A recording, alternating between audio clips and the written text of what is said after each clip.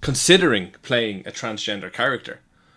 Now, this is like she was only considering it, and she was met with massive. Now, this is like she was only considering it with massive backlash, because they from the transgender community, from the transgender community, who basically said that role should be given to jam gender. Sorry, I apologise. You've already said words. chock-full, and now you're saying jam jars. Yeah. Yeah, no, but I'm going to just pull it up here for you guys to see on the screen here, okay? Hal Berry, right, apologises for considering playing a transgender character. And they basically transgender people are saying that role should go to somebody who actually is transgender.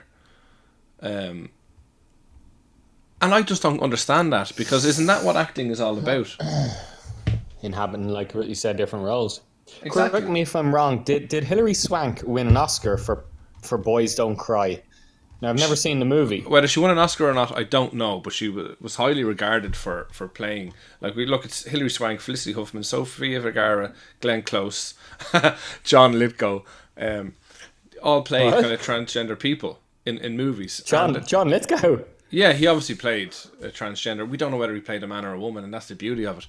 But isn't it ridiculous that this is where it's gone to? You can understand this is obviously an evolution from blackface or... but what's like it is it's but like she is black. No, it is it's an evolution of everything that's happening in the world right now that we're getting. But I presume it's nothing to do with Halle Berry's colour. I see what you mean. It's from the political correctness, which we discussed on the show. Sorry. I just don't understand it. I think it's absolutely ridiculous. So if you think she shouldn't have apologized, that she should be entitled to do this role? No, because isn't the point of actors is to act completely different than who they are. Do you know what I mean? And it's never been an issue until now. And if we have a situation where, you know, we if you want to be if you want to play a transgender role, you have you have to be transgender. What's your problem? It's a word. I know it's a tough word. Show the respect for it. It's a tough word. Do you want to say TG from now on? Yeah, TG. Thank God, isn't it? Yeah. No, well, we can say transgender. It's fine. But that's ridiculous, isn't it? Because that's like saying if you want to play a role as a football coach, you have to be a football coach. If you want to play, that's the whole point of acting, is that you're. But can I just ask only?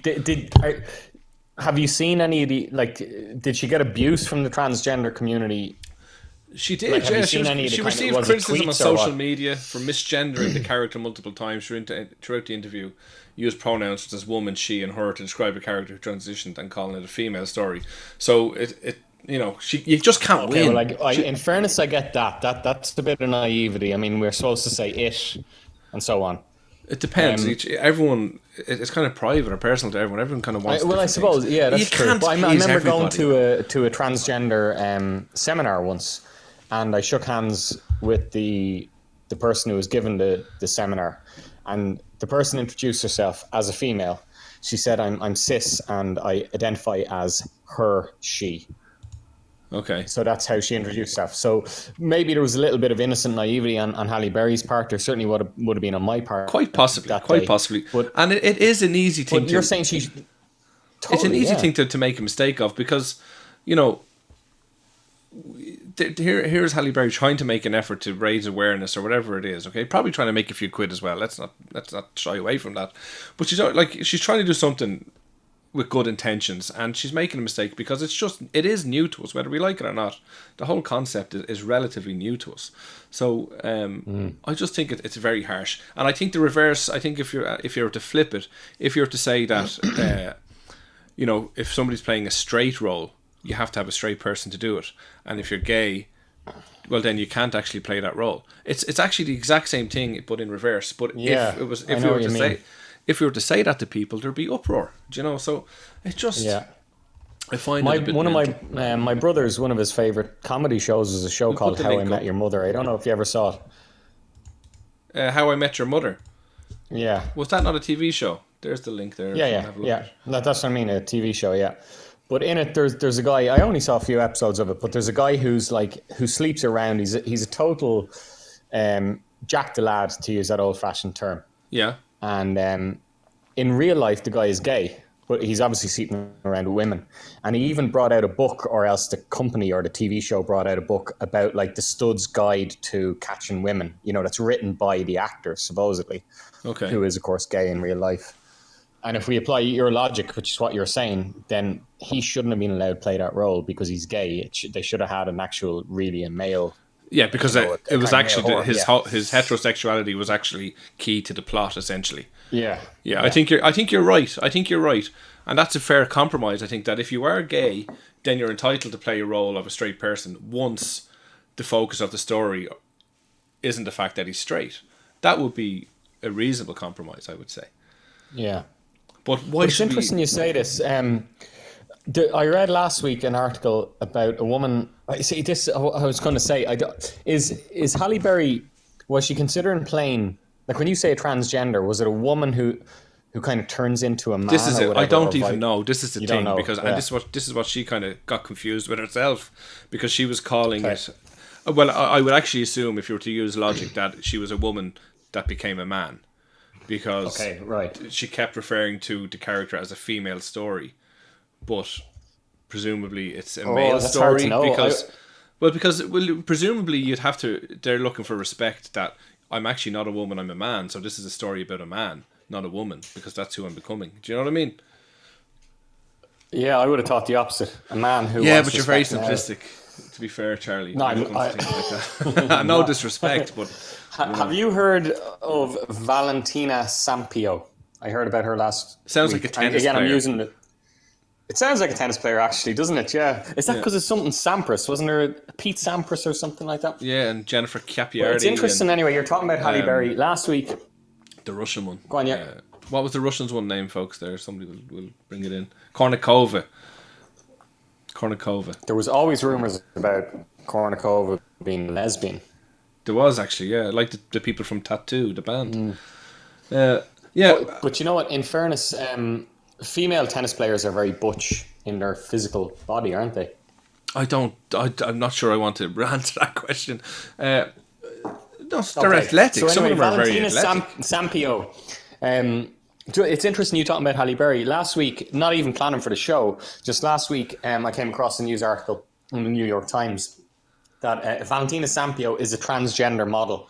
And for the first time ever, Vogue are going to have a transgender model on their cover. Now, Vogue, I think, in the past have been at the forefront of stuff. I think they were the first to ever have a black model on their cover, that kind of thing. Okay. An amputee model and so on, all this kind of stuff. But this is the first transgender model that will be on the front cover of any kind of magazine or fashion magazine or anything. Right. Maybe you can pull it up, Goldie. Just type in Valentina Sampio, and you can put it up there for the listeners, because I read the article. It was really interesting. It's very uplifting, the normal bullshit about transgender rights and so on. But the thing that struck me was, wow, that model is fucking cracking. I would never have thought the model was born a male. Now, they never say it was born a male, but because the name is Valentina, I'm guessing the person now identifies as a woman, which means she must have been born a male. She's actually really hot. Can you pull it up there? Have you? What's her name? Valentina Sampio. Sampio. Just type in Valentina transgender. Yeah. Is there a picture there so people can see? Yeah, we'll pull up a picture there. So there she is. Absolutely. Beautiful. I would not have thought it was a transgender. Yeah, but I've seen transgender people that are attractive, but I've always known they're transgender. Their chin is too big or whatever it is. Whereas that person there, I would actually just have thought was a woman. Yeah, I know transgender people. Yeah, there are ones that there are people like that are immediately identifiable, or would certainly be more easy to identify, I suppose. Most definitely. Yeah. Much appreciated, Ron McClan, for sharing the live show. We just had breaking news there. Corrie, sex worker, dresses as dead character. Creepy scenes. Maybe we'll look at that in another show. What? Apparently somebody from Coronation Street's dressed up as a dead character. It's breaking news. We don't have too much information on it at the moment. But definitely, I think, yeah, she's beautiful. But is it the person that's going to be on the magazine is a man that became a woman? Obviously, is it? Well, he didn't say that, but that's what I'm presuming is they're a transgender model, so I'm presuming that person was born a man. Yeah, Yeah, yeah. mental. It So is. I'm really intrigued by that fucking Corey story. That's like I wish we'd been doing a show a few months ago at the start of the lockdown when that TV show that used to be on about Superman as a boy. What was it called? Smallville. Smallville. Yeah. Yeah, do you remember one of the actresses in that was involved and arrested in a sex slave ring? I don't With recall women that. Did we being discuss that in a no. previous show? No, we didn't. I discussed it in the kitchen on my own, wishing I was in a show with you, and it broke Oh, because you're it just joking. came out. You know, she's an actress, and yeah, women being kidnapped, and so the story sounded very like the story of Taken. You know, Yeah, the Liam Neeson film. yeah. It's interesting Why stuff. shouldn't actors break the law? Anyone can break the law. You just think it's so strange when it's an actor or actress that you grew up watching. Yeah, well, So I anyway, suppose goalie. we have an interest in seeing people like that. You know what I mean? Everyone breaks the law, Yeah. but they're not always people that we see in different roles. Yeah, it's like the way 5 years from now, like who got the coronavirus? Name one famous person. You'd probably say Tom Hanks or Boris Johnson. Whereas like millions of people got the coronavirus, but you remember the famous, Of course, of course. you'd automatically name That is this. just being that is Inevitable. being famous, really, isn't it? Yeah. So the point I'm making, Charlie, is that I'm just sick of it. I'm sick of us changing things, and some of them, don't get me wrong, some of the changes we're making are definitely for the better. But you have to sometimes wonder, are we going too far, or is the sacrifice too much, or whatever the case might be. And it kind of brings me on to the next story there. Shia LaBeouf was accused of brownface in the movie he did recently, Yeah, I heard this. The Tax Collector. Now, this is just baffling, right? Because it's very, like, you talk about people doing blackface in films or in dress-ups or whatever it is, and you think, it's very clear when somebody does that because they literally put black makeup on. That's the definition of it. This fella is being accused of brownface, and he didn't fucking put anything on his fucking face. Do you know what I mean? He's just happens to be acting in a role where a lot of the people in the movie are Mexican. So, And he's playing a Mexican. no, he's just playing a white guy who grew up in that area and naturally fell in with this gang. And so he does have Wow. the accent that you would expect. I'm not going to try even attempt it, but he does have this kind of Mexican, Yeah, an actor. that kind of Mexican. Is what you'd expect, the Hispanic Shia type LaBeouf, of, or the Caucasian? Latin. He is, yeah, he's white, yeah. Okay. But he he's just doesn't playing look this role. very Caucasian though. He's just really tanned, maybe. I don't know. But he's not. And the And name the as interesting well, the thing is, name he's not goalie. even. Like, people are going bananas saying that it should have been an actual Mexican or whatever that was cast in the movie. And they're saying, well, Right. he's not even the main star. He's only a co star in this movie. The main star actually is the Mexican fella. And, the fact of the matter is, he's not even playing a Mexican kid. He's playing a white kid who grew up in that Mexican neighborhood. And it's just phenomenal stuff. And you're going to start asking yourself, is there a point in having actors anymore? Is there a point in having comedians? It's gone mental. What would your feelings be? Wow, a point to comedians. Yeah. Like what if AI gets so advanced that they can just make up the jokes and we don't need comedians anymore? No matter how funny the actual punchline of the joke is, if you hear it in a computer voice, it won't be funny. You need Steve Martin or you need Chris Rock You or need whatever. everything behind it, yeah. I just think it's And the accent. You need, going back to what you said, the accent. You need the accent. yeah. Like, It's absolutely I ridiculous. think of Chris Rock or Eddie Murphy, and you think the way they speak and the speed at which they speak.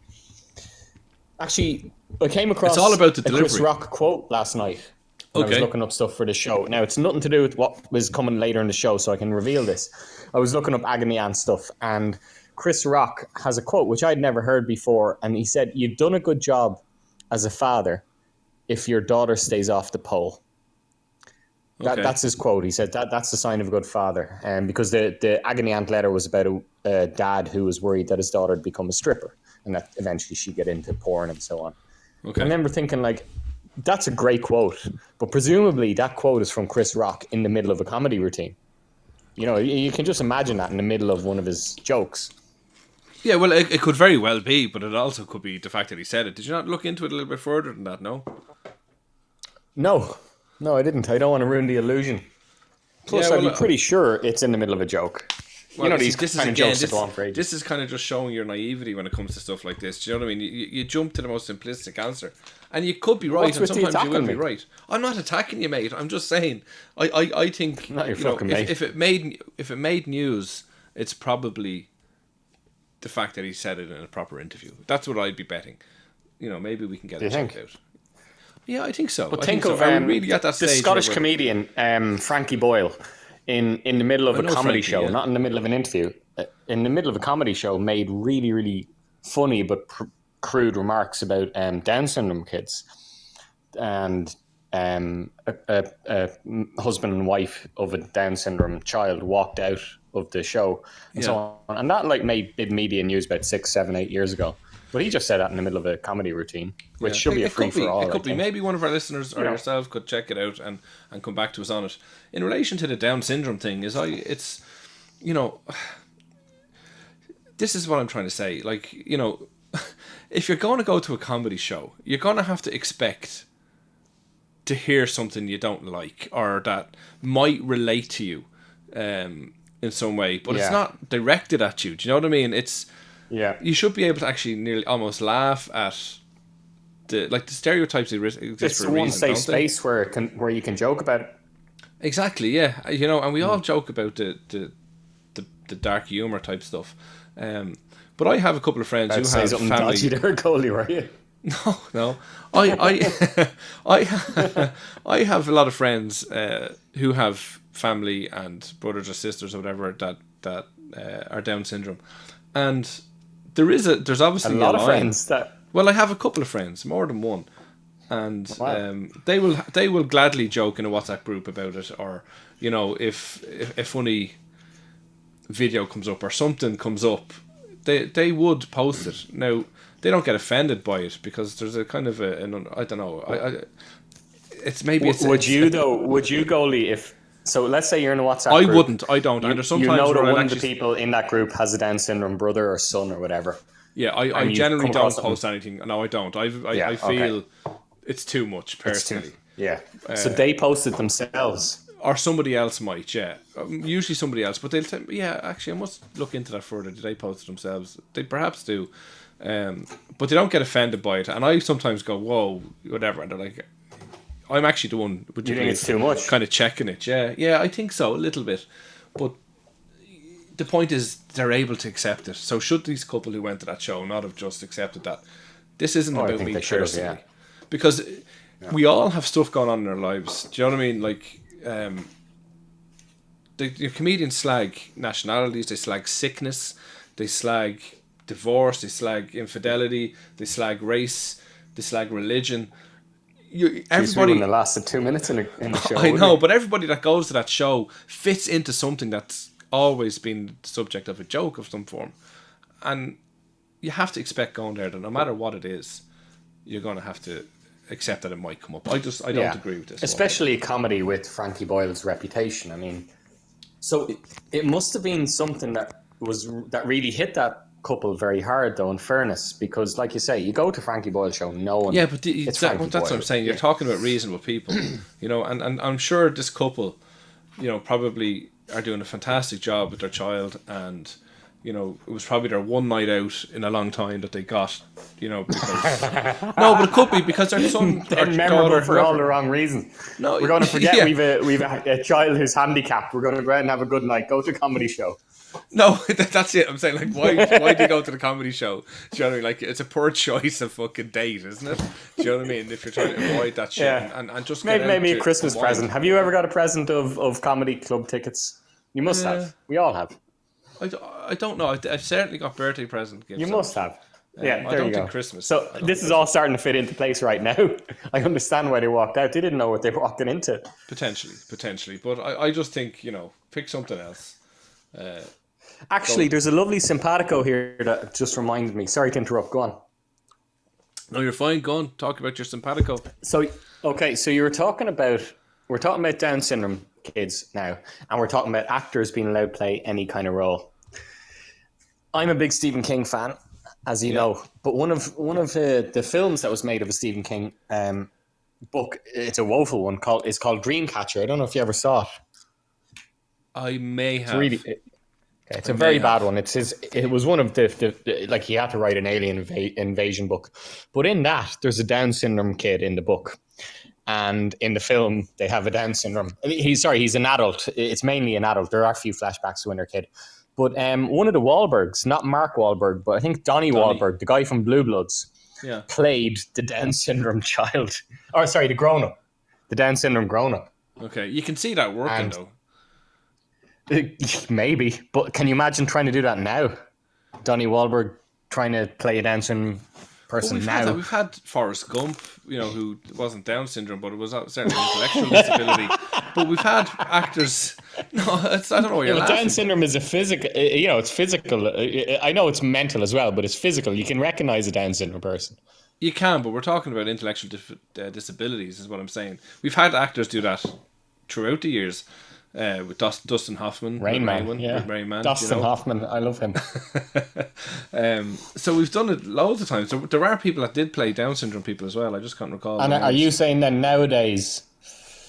So if a film was to be, if they were to remake Rain Man, based on your annoyance, you're saying it would have to be by an autistic or what did he have? Someone who's actually genuinely on that spectrum. Yeah, he was genuinely autistic. Yeah.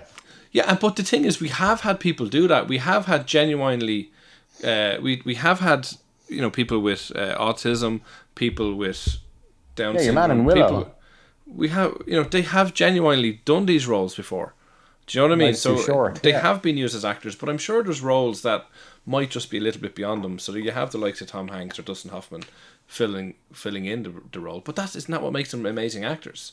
It shouldn't be something to be frowned upon, But it is. Your hobby horse tonight. What you're saying to open the show with is that you think it's ridiculous that Halle Berry had to apologize.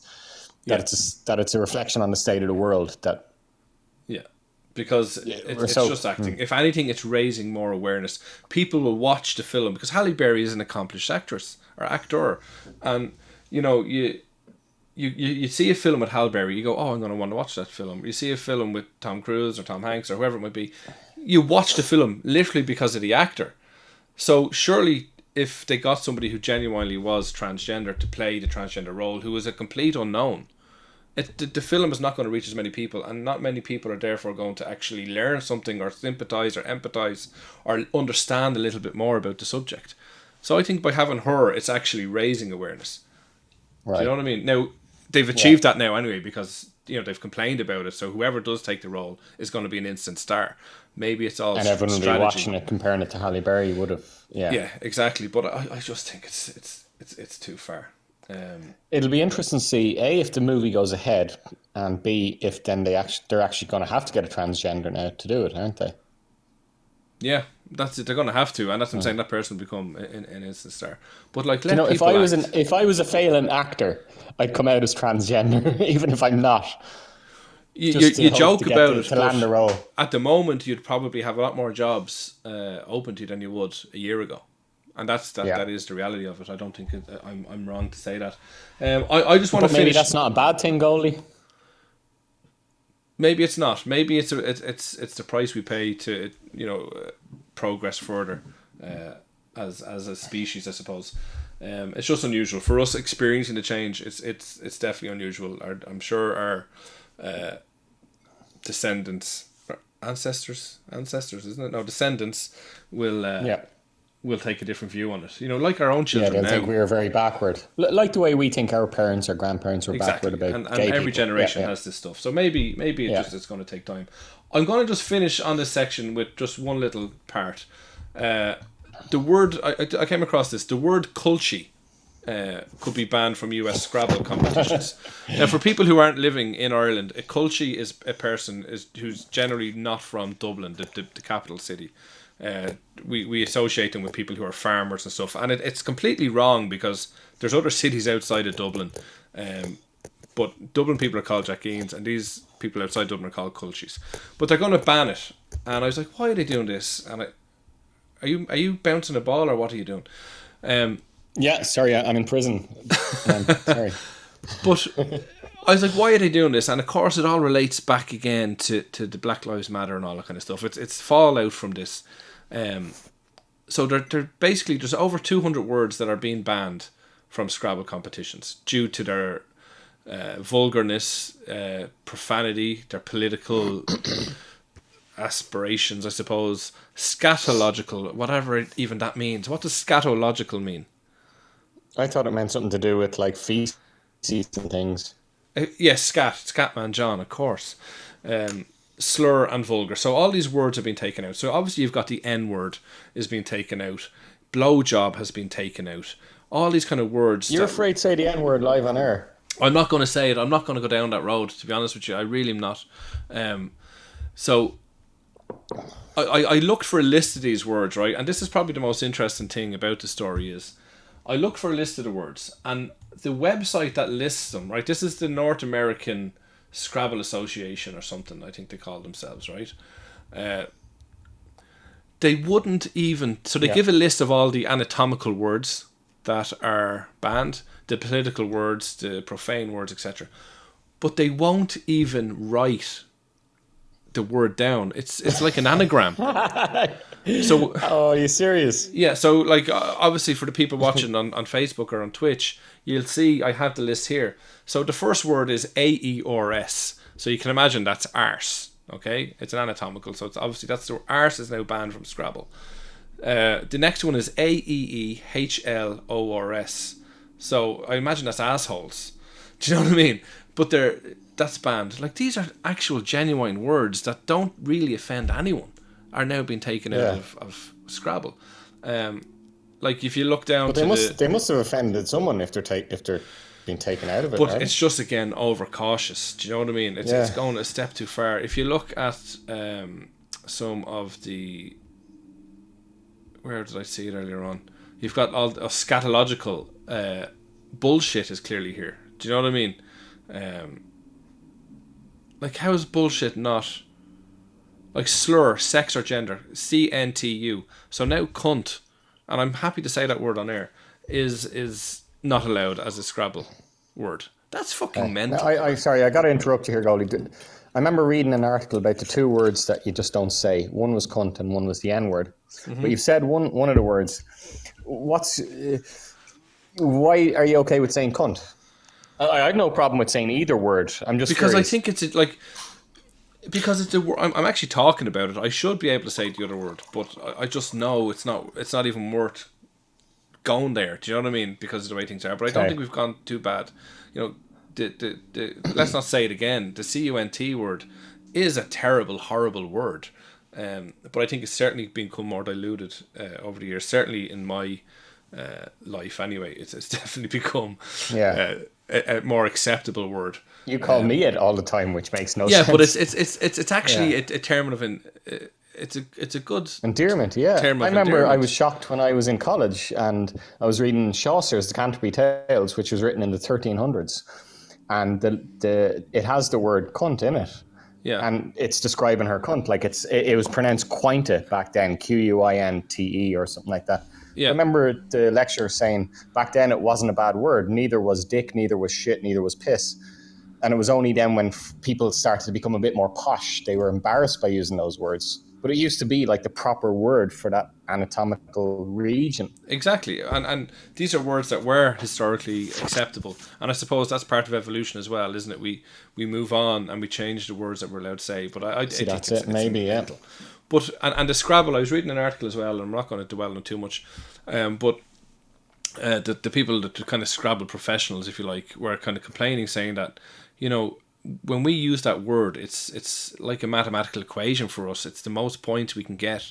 It's literally a word that we know exists in the English dictionary, and it's nothing got to do with how we think or feel or believe, or do you know what I mean? And they're kind of outraged at it, and so am I, to be honest with you. It's absolutely madness. And I know you are a big advocate of being able to say whatever word you feel. Like you're big into freedom of speech, and you're big into kind of, if you know, curse words essentially are just other words to you. They're not curse words, if that makes sense.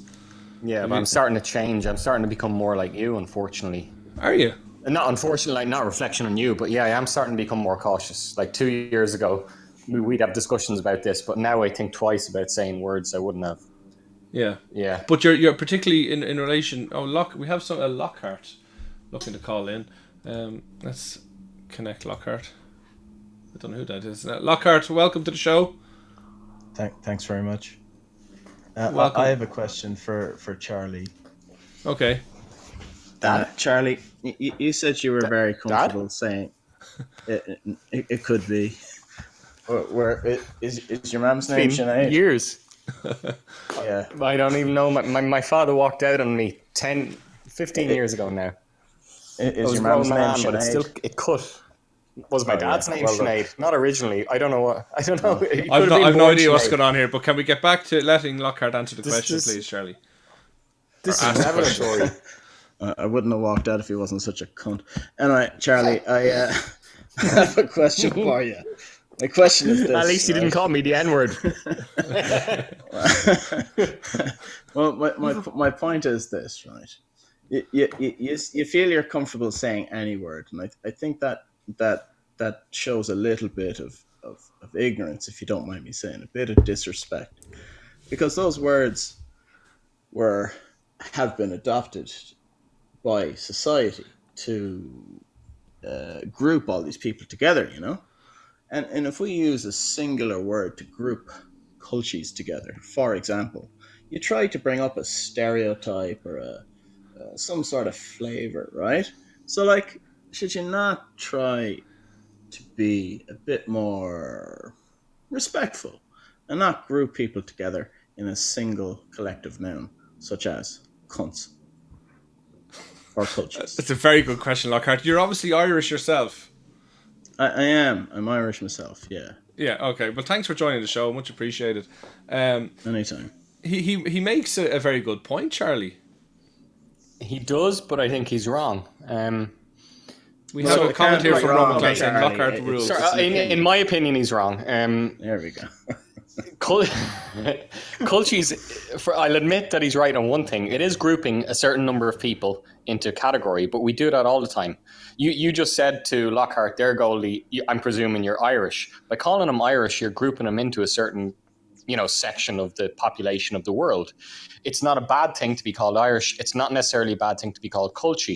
I could be wrong. I think the meaning of the word culture comes from an actual town in Sligo or something like that, Kiltamanagh, and the English couldn't pronounce it, and they ended up calling it culture, and that's how the word became a derogatory word. Okay. But the word itself, it's just a word.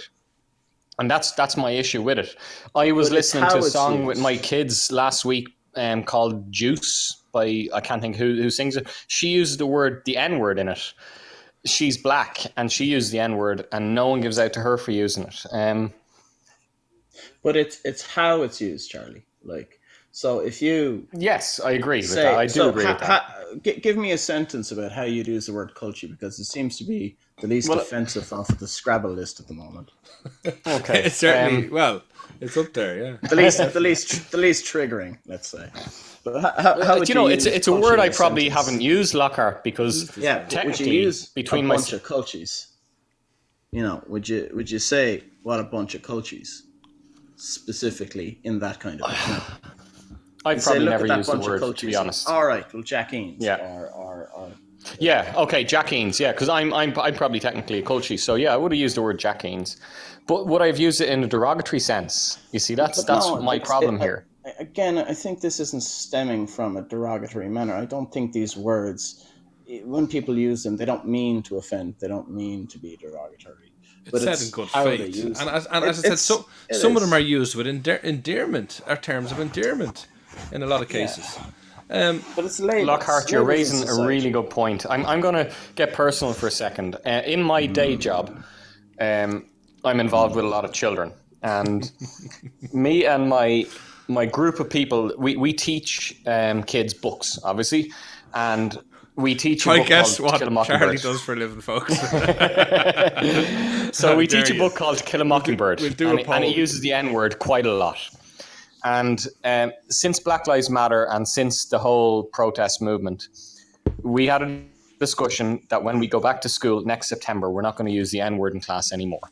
Now, I wanted to use it because the only times any of me or my colleagues have used it has been to show that to educate, to show that this word was used and the word is wrong, and that the word showed a lack of understanding and a lack of respect of white people towards black people. And that's what it means in the book, and that's what it means when people call other people that N-word.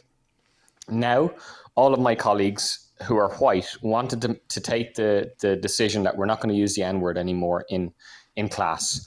And I said, this is crazy. We have to use the N-word. We have to explain and use it. Now, every year I use it, there is uncomfortable silence in the class because there will be a lot of multicultural people in the room. But I'm using it not to describe those people from a personal perspective. I'm using it to explain how horrible that word is.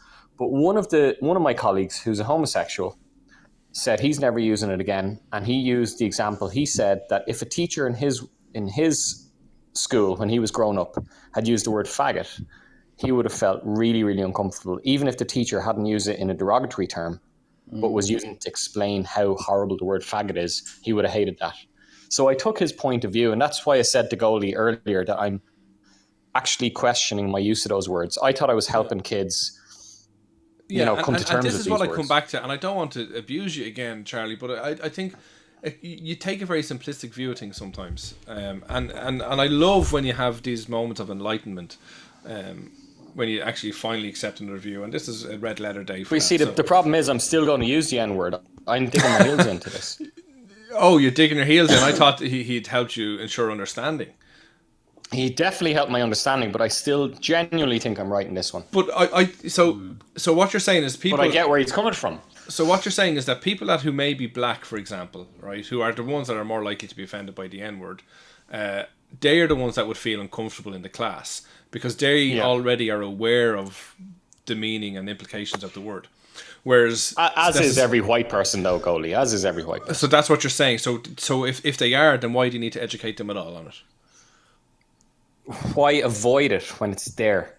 It's more awkward, I think, avoiding something. It's the elephant in the room. It's in the book. They're going to read it. I remember I used to teach... But what I'm getting at, should we actually separate, and I know this sounds like we're going back hundreds of years, but is it a case that white people need to learn this stuff? The black people don't need to be subjected to it. So should they actually be separated in different classrooms to get a different education? And I know that sounds outrageous. Maybe. I don't know. But, if you're afraid of offending somebody because you want to teach history and actually improve the situation, well then, how can, are we not doing ourselves an injustice by not explaining our history? Because what we don't remember from our history, what's it? If we don't take learnings from history, we're doing to repeat the past. Yeah. If you don't mind me saying, though, I think Charlie has a point. Wasn't there book burnings throughout history for this exact reason, that certain parts of history and literature weren't to be taught, regardless of the intentions, but that we weren't educated, we avoided it. I understand that the problem is... That's a great point, again, Lockhart. it's the context. In To Kill a Mockingbird, how is the word used, and is it used in a way to demean or to degrade or isolate? Obviously it is, right?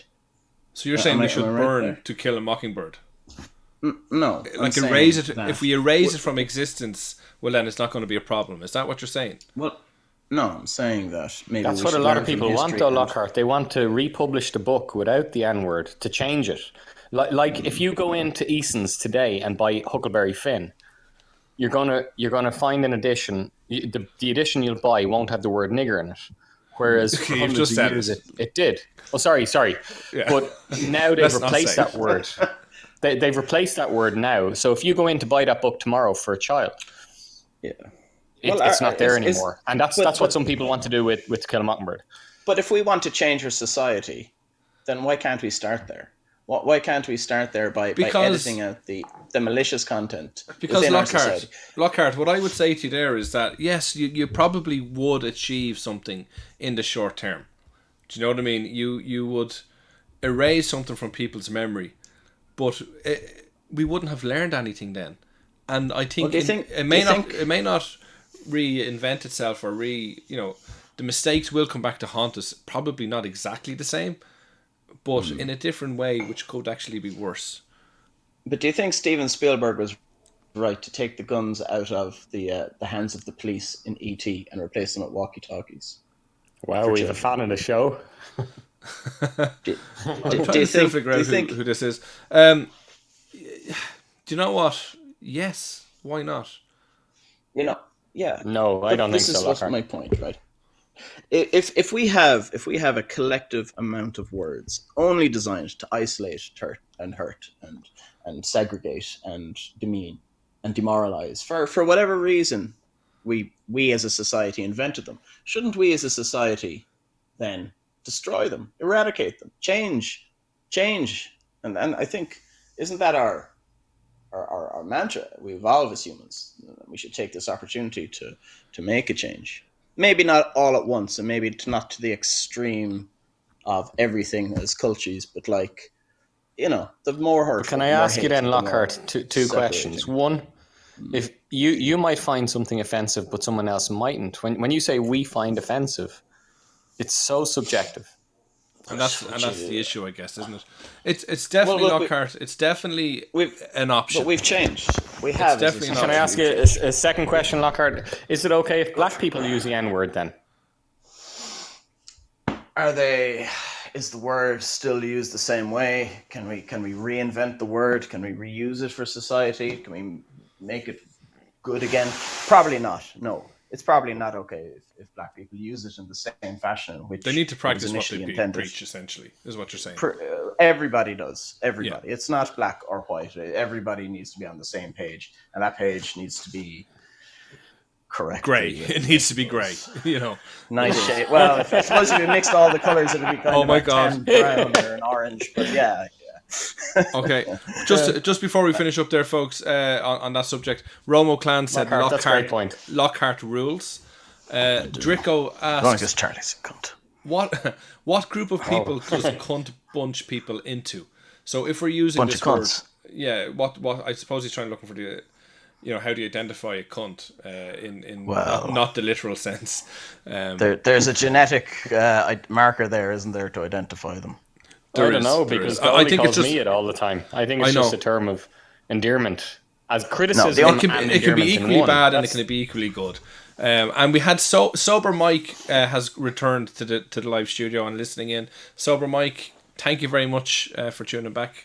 I know we haven't been for your donation to the show. Remember, thanks for your donation to donations. We are, and genuinely, and I'm not saying that if Sober Mike does a fantastic job as it is. Sober Mike is living in a house, if I remember correctly, where he's looking after a lot of recovering addicts. So he does a fantastic job. But if people are looking to donate, we are going out live over Twitch at the moment, and that would be the best place to go to donate. So thank you very much for joining us, Sober Mike. Charlie, Lockhart, sorry, if you just want to hang on for a couple of minutes there, and we'll just get some more from you, if that's okay. Lockhart is very, very good. He is. Can I just before we move on, one final question to both of you. The word cunt, you mentioned earlier, Goldie, that it can be a term of endearment. Like, do you guys use that word? Do you use it like with your partners?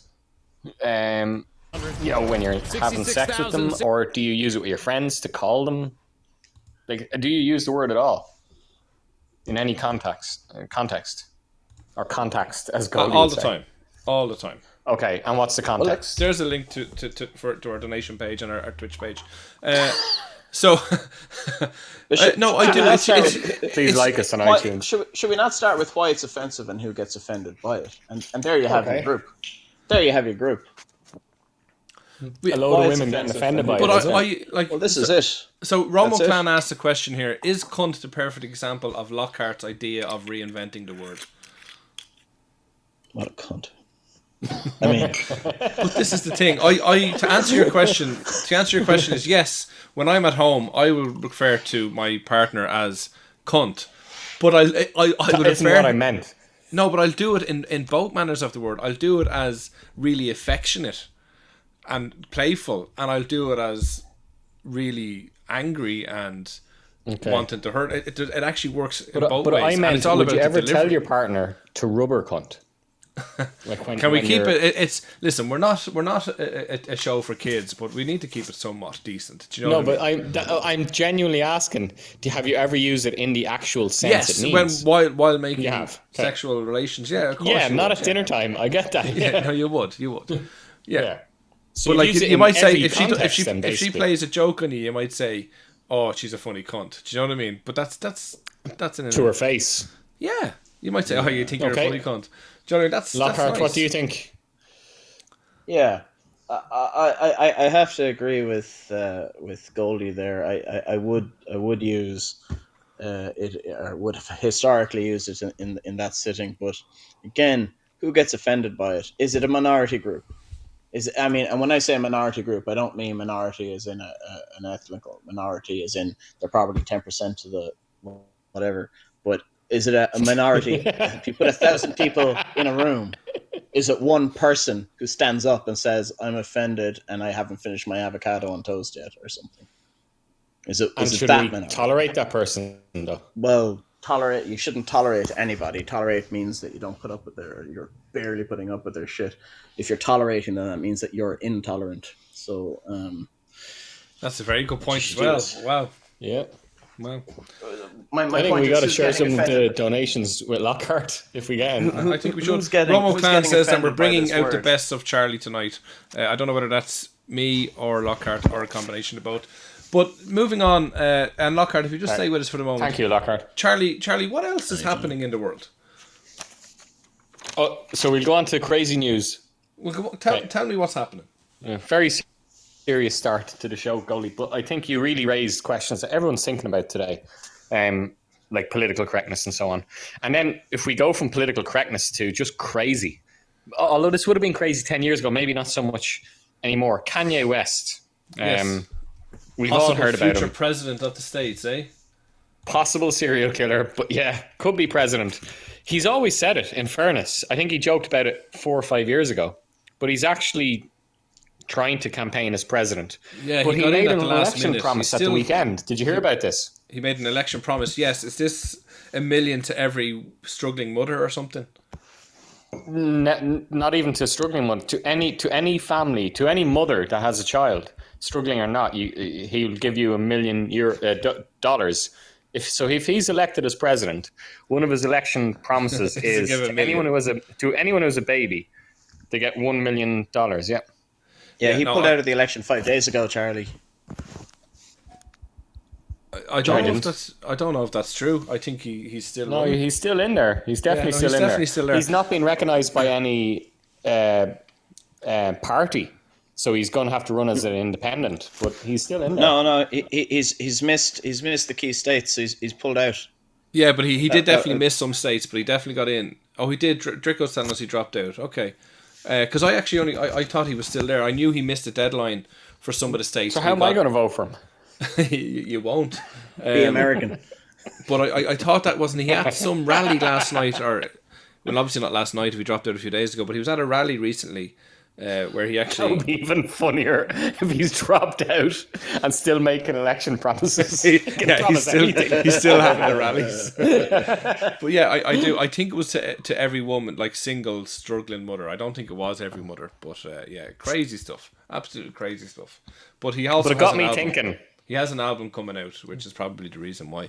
But go on. Great promotion then for it. Absolutely. It got me thinking about other famous, like what are the craziest election promises? Lockhart seems like a smart guy. I'm sure he can tell us of some election promises that were maybe a little bit out there. Election promises that are a little out there. No, I. If I was to say the first George Bush, which is the most famous one, No, I think the I Americans bet are you've heard of it. No, go for it. Read Lockhart my is- lips. No new taxes, which was No new George taxes. Bush's famous one, and of course he had to. JFK's one, of course, is famous. He promised he'd get a man on the moon by the end of the decade in 1962.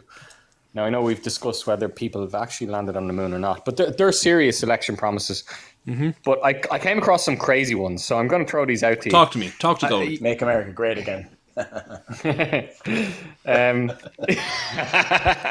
Well, to be fair, do you he think this guy probably- will get re-elected? Not this time. No, but This to be time it's fair, maybe he has. For want of an opponent, he might, you know. Maybe he has made America great again, because he's certainly changing shit up.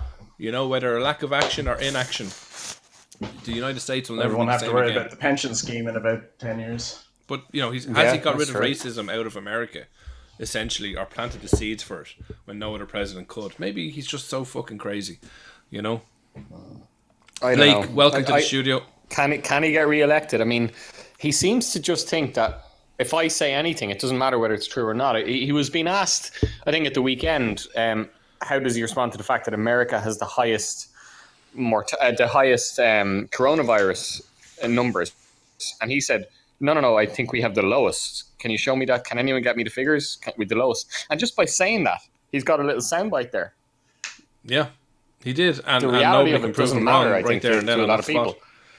Yeah. He also came out, now that you're talking about Trump, he also came out, didn't he, recently, and equated support for the Confederate flag with Black Lives Matter. He did indeed. And I think, Charlie, that you actually, for the first time, I think you were quoted earlier on in the week as saying, for the first time ever, I agree with Donald Trump. What's going on here? So he did a very long interview with a Fox News reporter. I'm sure you've heard about this, Lockhart. And normally Fox News is the only remaining syndicate that is pro-Trump, I think, in America. So he probably thought he'd get an easy ride. But the reporter, in fairness to him, hauled Trump over the coals. And he was asking Trump, do you not think that, how do you feel about the Confederacy flag? Is it not a flag that shows support for slavery, that is racist, etc., etc.?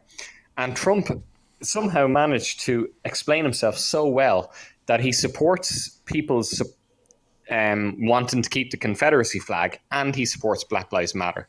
And he managed to get out of it by saying he believes in freedom of speech. He said, like, these Confederacy guys, they can have the flag all they want, and Black Lives Matter, they can do it all they want. Now, we know what's really going on with Trump. Like, the way outside the Trump buildings, there's anyone who sprays Black Lives Matter stuff, it vanishes or it's graffitied over. But Trump, in fairness, managed to say it's freedom of speech. It doesn't matter what anyone says, they can say what they want. And he says he's not offended by Black Lives Matter. I just thought that was a great line, because I'm not offended by it either. I know that what Trump really wanted to say is that he wanted to say all lives matter, but that's now considered racist. Yeah, well, I understand what you're saying when it comes to freedom of speech, okay? Freedom of speech, but, but isn't every freedom and every right somewhat limited? Freedom of speech is fine. You can't limit freedom of speech. That's the problem. Or that's the good thing, or that's the problem about it. It's either freedom of speech or it's not. It's got to be one or the other, and you got to be prepared to put up with things that you hate being said. You can't have limited freedom of speech. But you can't, because Chris Wallace, thanks, Drico. That's it. Yeah, Chris Wallace.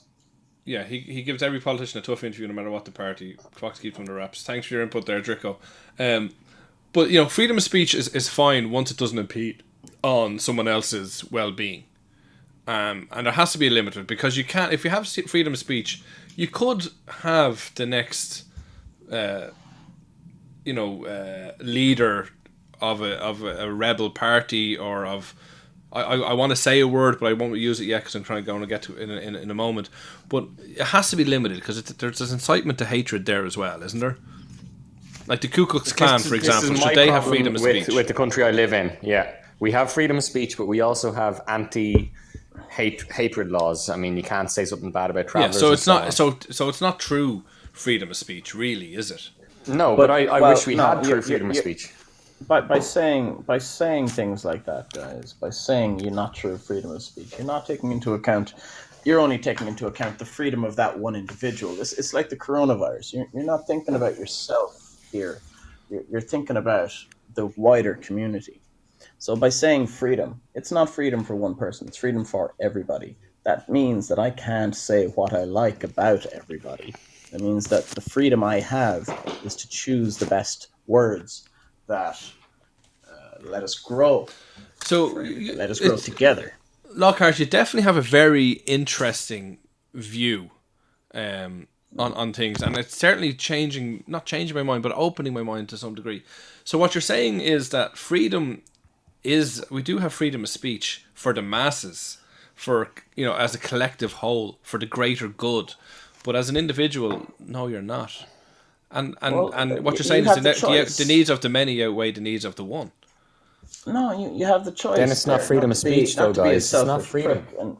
But sure, you have the freedom to go out and buy a gun and murder everybody, but we don't do it because it's not for the greater good here. And no, but you have the freedom to be a prick, is what you're saying, and everyone can view you as a prick because of what you say. But there's the problem. You have the freedom to say it, though, in my opinion, and then I can view you as racist. I can view you as sexist. I can view you as anything. You have the freedom to react. I do think you have the freedom to say sides. It's a tough one. And as Drico says, who gets to decide what's okay? But that's it. But there's no one decision. There's no one. We're designing by committee here. We're putting every idea out to everybody in the world, and everybody comes back with different opinions. So the choice that you make about what word is used when, and how, it's got to be holistic. It's got to be right. It's got to be benefit the majority. I guess, yes, the needs of the many. I'm not saying that we should, let the weak buffalo fall away from the herd. I'm saying that make decisions that make sure the herd stays together for the greater good. And we have Blake. Blake has just written in, of the herd. And Blake, I think, joined us on a previous show as well. Sorry, folks, to interrupt. Blake says, we must keep freedom of speech. It is essential to a free society as long as it doesn't take away liberties of another individual. Sometimes people's feelings might be hurt while in public, but that's part of life. And but that's it. Yeah. As long as it doesn't take away, does Blake mean then actual liberties, legal rights and so on? Then I'd agree with Blake. Someone can say anything bad about me as long as it can't affect me legally or in terms... Like, what worries me, right? I get what Lockhart is saying. We want to do what's good for the greater good. But in this country, we have a law that is anti-discriminatory. Thank you, Blake. And it specifies 7 categories, travellers, age, gender, sexual orientation, all those. Mm-hmm. But because it specifies those 7 categories, does that mean I'm absolutely fine to discriminate if I don't like hair colour? Because it looks like I am able to. Under freedom of speech, I can say I'm not going to hire you because you've red hair. And if they try to sue me, well, the equality law, there's nothing that states I can't not hire someone because of hair colour. Now, if I said I'm not hiring you because you're a Protestant, I'm fucked. So yeah, well, as long as you don't go the other way and say that everyone has to have blonde hair and blue eyes, you're probably going to be okay. But but this is it. But it's the group. It's who are you discriminating against and why. If you say all gingers, I'm not hiring any gingers. Hair colors, you may have hit the nail on the head there, because gingers are completely discriminated against, but not in any malicious reason. They're just the whipping boy of the world. They're just they're short and a bit they of just melanin, have to take it. And they freckle badly. I gotta admit, as a kid, I had a crush on Sarah Ferguson, the woman that was married to Prince Andrew. She was ginger. Yeah, you were always into mingers, though, to be fair. But no, but let's just bring us back on track. So basically, and thank you, Blake, for your comment. It is very good, and Lockhart too. Yeah, Lockhart's finished, man. No, I'm trying to keep it on track here. What you're saying, Charlie, is that you want to have the freedom of speech, so therefore the Confederate flag should be allowed to fly, even though it celebrates. And I hate it. Even though it celebrates a struggle to preserve slavery, okay? That's what it essentially means. And I want to take it back, firstly, just a little bit closer to home for you. Obviously, here in Ireland, we have the 12th of July marches and the Orange Order and the Orange Parades. And traditionally, the Republican Irish people and the Catholic side would kick up to say, you can't do this because what you're doing is you're celebrating another type of slavery. You're celebrating the deaths of countless Irishmen. It was at the Battle of the Boyne, I think. You're celebrating the slaughter of Irish people. But yet we have to accept it.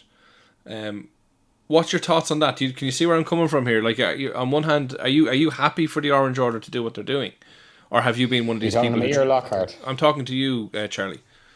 No, I'm not happy, but I also have to accept it. That's my point. I do accept it. I don't. Well, to be honest, you picked something that I don't have a problem with, but I don't.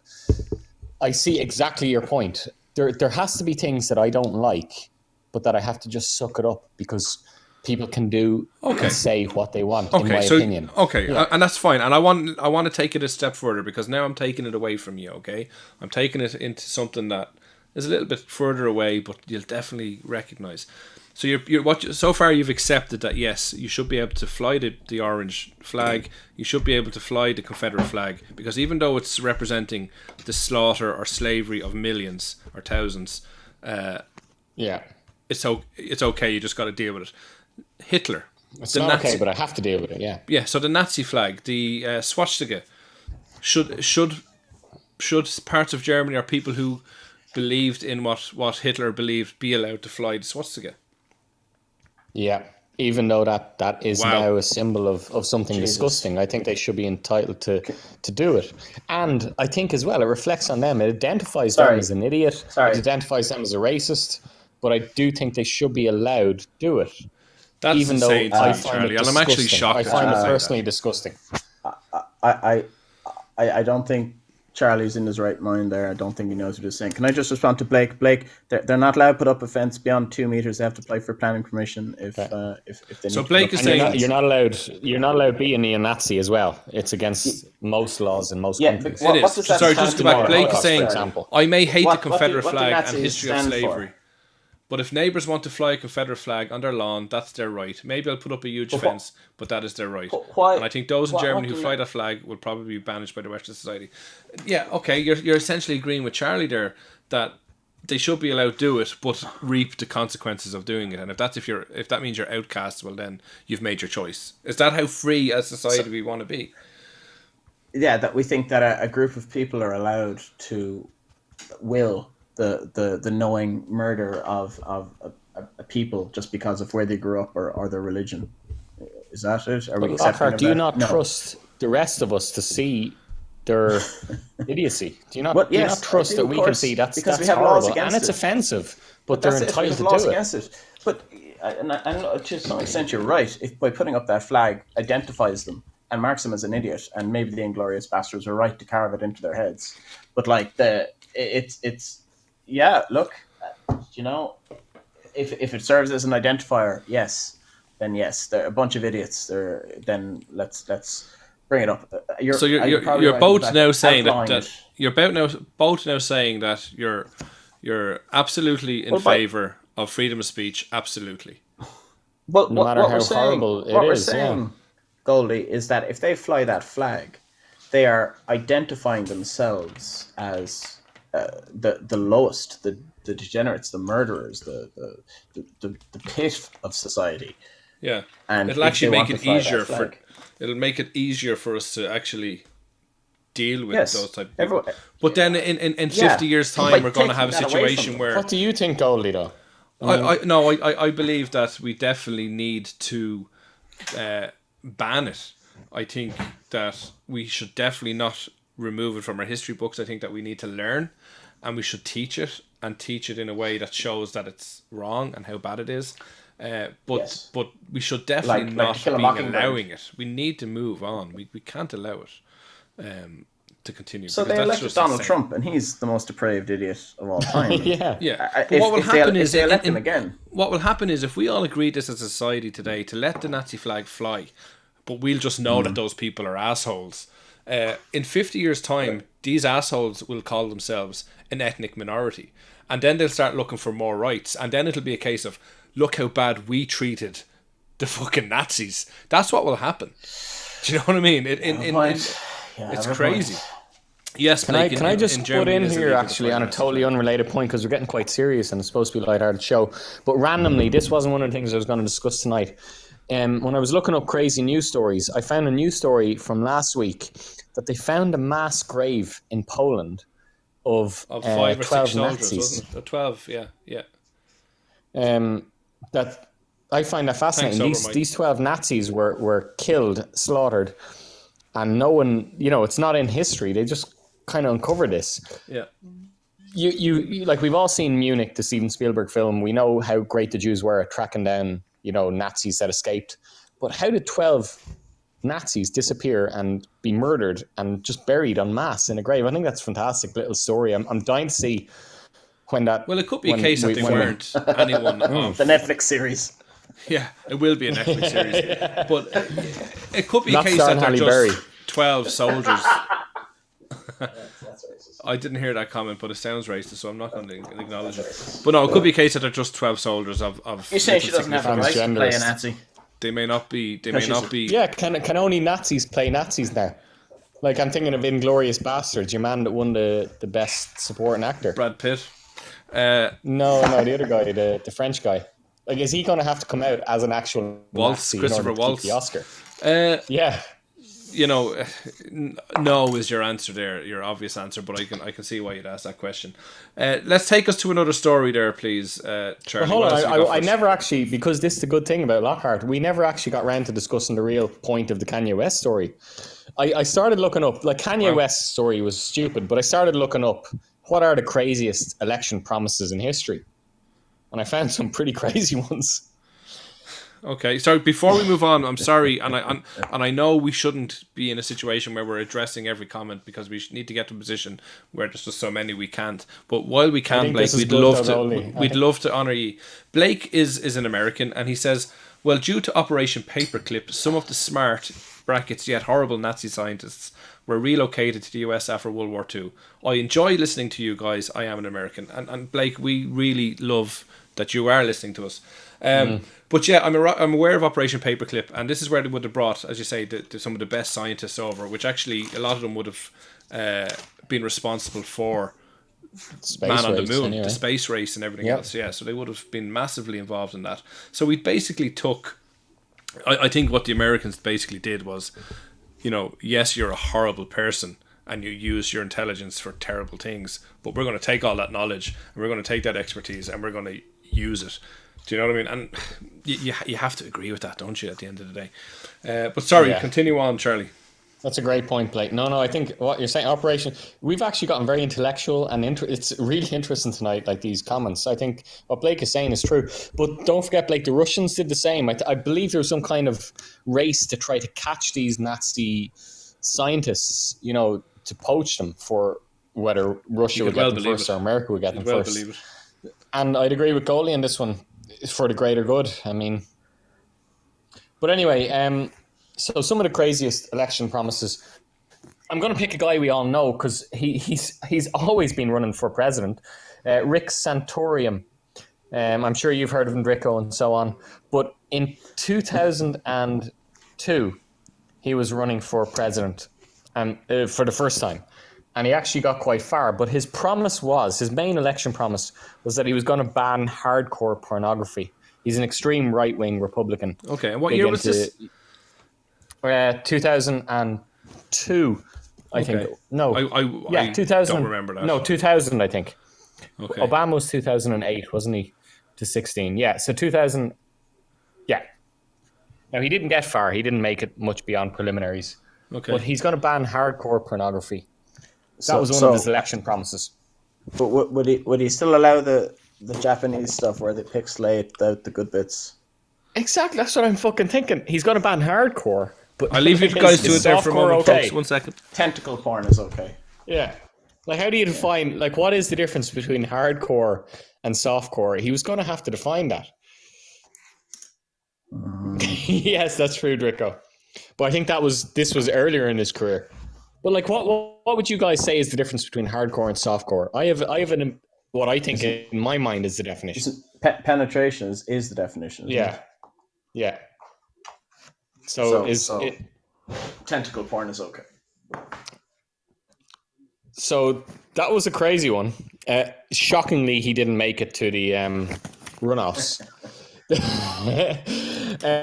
Newt Gingrich, who's still around, in 2012 also ran for the presidency. Didn't get far himself, although he's been more successful, I'd say, in recent years. But his promise in 2012 was that America would have a permanent moon colony by 2020. Now, come on, we've all fantasized about this. Hardcore or softcore? Drico says that it's the same guy. On the surface, not penetrate the moon. Drico says that it's the same guy who was going to cut 2 federal departments, but forgot which ones in his press conference. So it was Rick Perry, is what Blake says. Circa 2008. Rick Perry was an actor in Beverly Hills 90210 or whatever. He actually was, wasn't he? Certainly sounds like that. No, that was Luke. Luke Perry. Luke Perry. He looked a bit who like ironically died Dean. of leukemia. He looked a bit like James Dean. Yeah, I don't think Luke Perry died of leukemia, did he? I don't think so. I don't think so. Do you know what's the worst thing? That Lou Gehrig died of Lou Gehrig's disease. I mean, that's horrible. That is absolutely horrible. What are the odds? I think that's how. I'd imagine 1 in 6 billion. Yeah, but isn't that why they call it that? I assume that you finish your I hope so. Because imagine if that wasn't the reason they called it. Oh, brilliant. Okay, so Charlie, what else have you got for us? Zimbabwe. Let's go to Zimbabwe. I don't think they're the ruling party at the moment, but they were for years because you, Goldie, and I both worked with a guy from Zimbabwe, and he was a big supporter of the ZANU party. There's only 2 parties in Zimbabwe, but in the 2018 election, the ZANU PF party promised to build 1.5 million homes within 5 years, right? Now, I did the math on this. It doesn't go exactly, but basically, they would have had to build 822 houses a day in Zimbabwe to fulfill that election promise. Now, what film does that get you thinking of? Well, first of all, I think it depends on your what you define as a house, because in Zimbabwe, which is obviously an African nation, they don't have as big a house as we do. Like, they're not 3-bedroom semi-detached houses or whatever. They're probably huts. Do you know what I mean? Yeah. So it's probably a little bit more reasonable, but yeah, tough to do, I'd say. Blue steel, man. I'm thinking fucking blue steel here. Like Zoolander. There's only one way you can. Yeah, you can only build 822 houses a day if they're tiny. You remember in Yeah, what is this? A school Zoolander. For ants? Yeah. Yeah. I mean, how are you going to build 822? Like, think of the plumbing, the electricity, etc., etc. But that's what they promised. They didn't get in that year, but they were in for a long time beforehand. And did they I'm going to go to the easy target. Do you want me to keep going, Goldie, or no? Yeah, let's tell me. Give me another election promise there. Okay. Now, give me your best one. Give me your India best one. And Pakistan. No offense to anyone from India or Pakistan. So Pakistan, first of all, in the Pakistan assembly elections in recent years, a candidate from a province called Zohat promised to allow child marriages. That was her election promise. And at the moment, the police intervened. As I'm sure you know, in India, child marriages is quite common. We always talk in the West about arranged marriages, but I think the thing we don't acknowledge is that the arranged marriages are actually between people that are under the age of 16. Yeah. I know one person, for example, personally, who I taught as a teacher, who got married, who left after junior cert, which would have been 15, to go home to Pakistan, to get married. And she would have been probably 15 or 16. So when we talk about arranged marriages, we mean child marriages. So this politician was promising that they would, make that okay. It's not even funny. Zimbabwe, it's shocking. Where is this? What in country Pakistan. Is this in Pakistan. Pakistan, who have a nuclear weapon. Yeah, they do have a nuclear weapon, but are they any more crazy than the people who are backing Trump? I don't know. What I mean? Let's have a look. India. Sheikh Dawood, in an Indian election not too long ago, promised vote. I fucking love this guy. Did you put up the picture I sent to you of him? No, I didn't. No. Okay, I'll do that. Okay, because I love the look at him. So this guy was obviously desperate for re-election. In Tamil Nadu, in India, I think it was about 8 years ago. No, sorry, it was more recent, about 4 years ago. In the Indian elections, he promised voters a couple of things. First of all, he promised them 10 litres of brandy for medicinal use every month if he got elected. So in his region, 10 liters of brandy. Every family would get 10 liters of brandy for medicinal usage every month for free. 10 liters. And if that wasn't enough of a taster to get you to vote for me, I also promised you 25,000 rands every month to every family in my constituency. Did he win? That sounded really good, but I looked up what 25,000 rands, rupees, actually is. Do you want to have a guess? €12. 20 quid. It's a good bit more, but it's still pretty shit. It's €292. Well, that's massive though. But like, That's massive money. In come on! I'm not gonna But in vote for India- someone just for in €300 India- a month. No, but You would if you're in India. You definitely would vote for somebody for 300 quid a You month. think? Are you telling me that there's no Irish person here in this, or anyone? Blake, tell me if I'm wrong. If as an American, would you vote for whoever you're told to for 300 a month? Fucking right, you would, because we're all I voted selfish. for at the Leo end and I of got the day. 350 quid a week. 300 Okay, quid a that seemed month. to me tiny. Okay, Well, but anyway, in America- now I've got a bombshell. He didn't get elected. No, but in India, 25,000 rupees is huge. So what was the other guy's election promise? But in fairness, it was only his own constituency, which is actually a bit more realistic rather than saying every person, every single mother, as Kanye did. But 25,000 rupees in America is probably the equivalent as, $2,000 a month over here. Do you know what I mean? You're saying it's €300, yes, but economy wise and inflation wise and all that, it's a massive money. Blake says that Kanye says he would make Kim the first ass of America. Brilliant. Who's Kim? Kardashian, Kim his Jong-il. wife. No, his She's wife. Kardashian. Charlie, what you're going to learn, Blake, about Charlie is that he doesn't really. I was being sarcastic, He Goldie. doesn't know a lot about the world. He doesn't have internet. I do now because of this fucking show, don't I?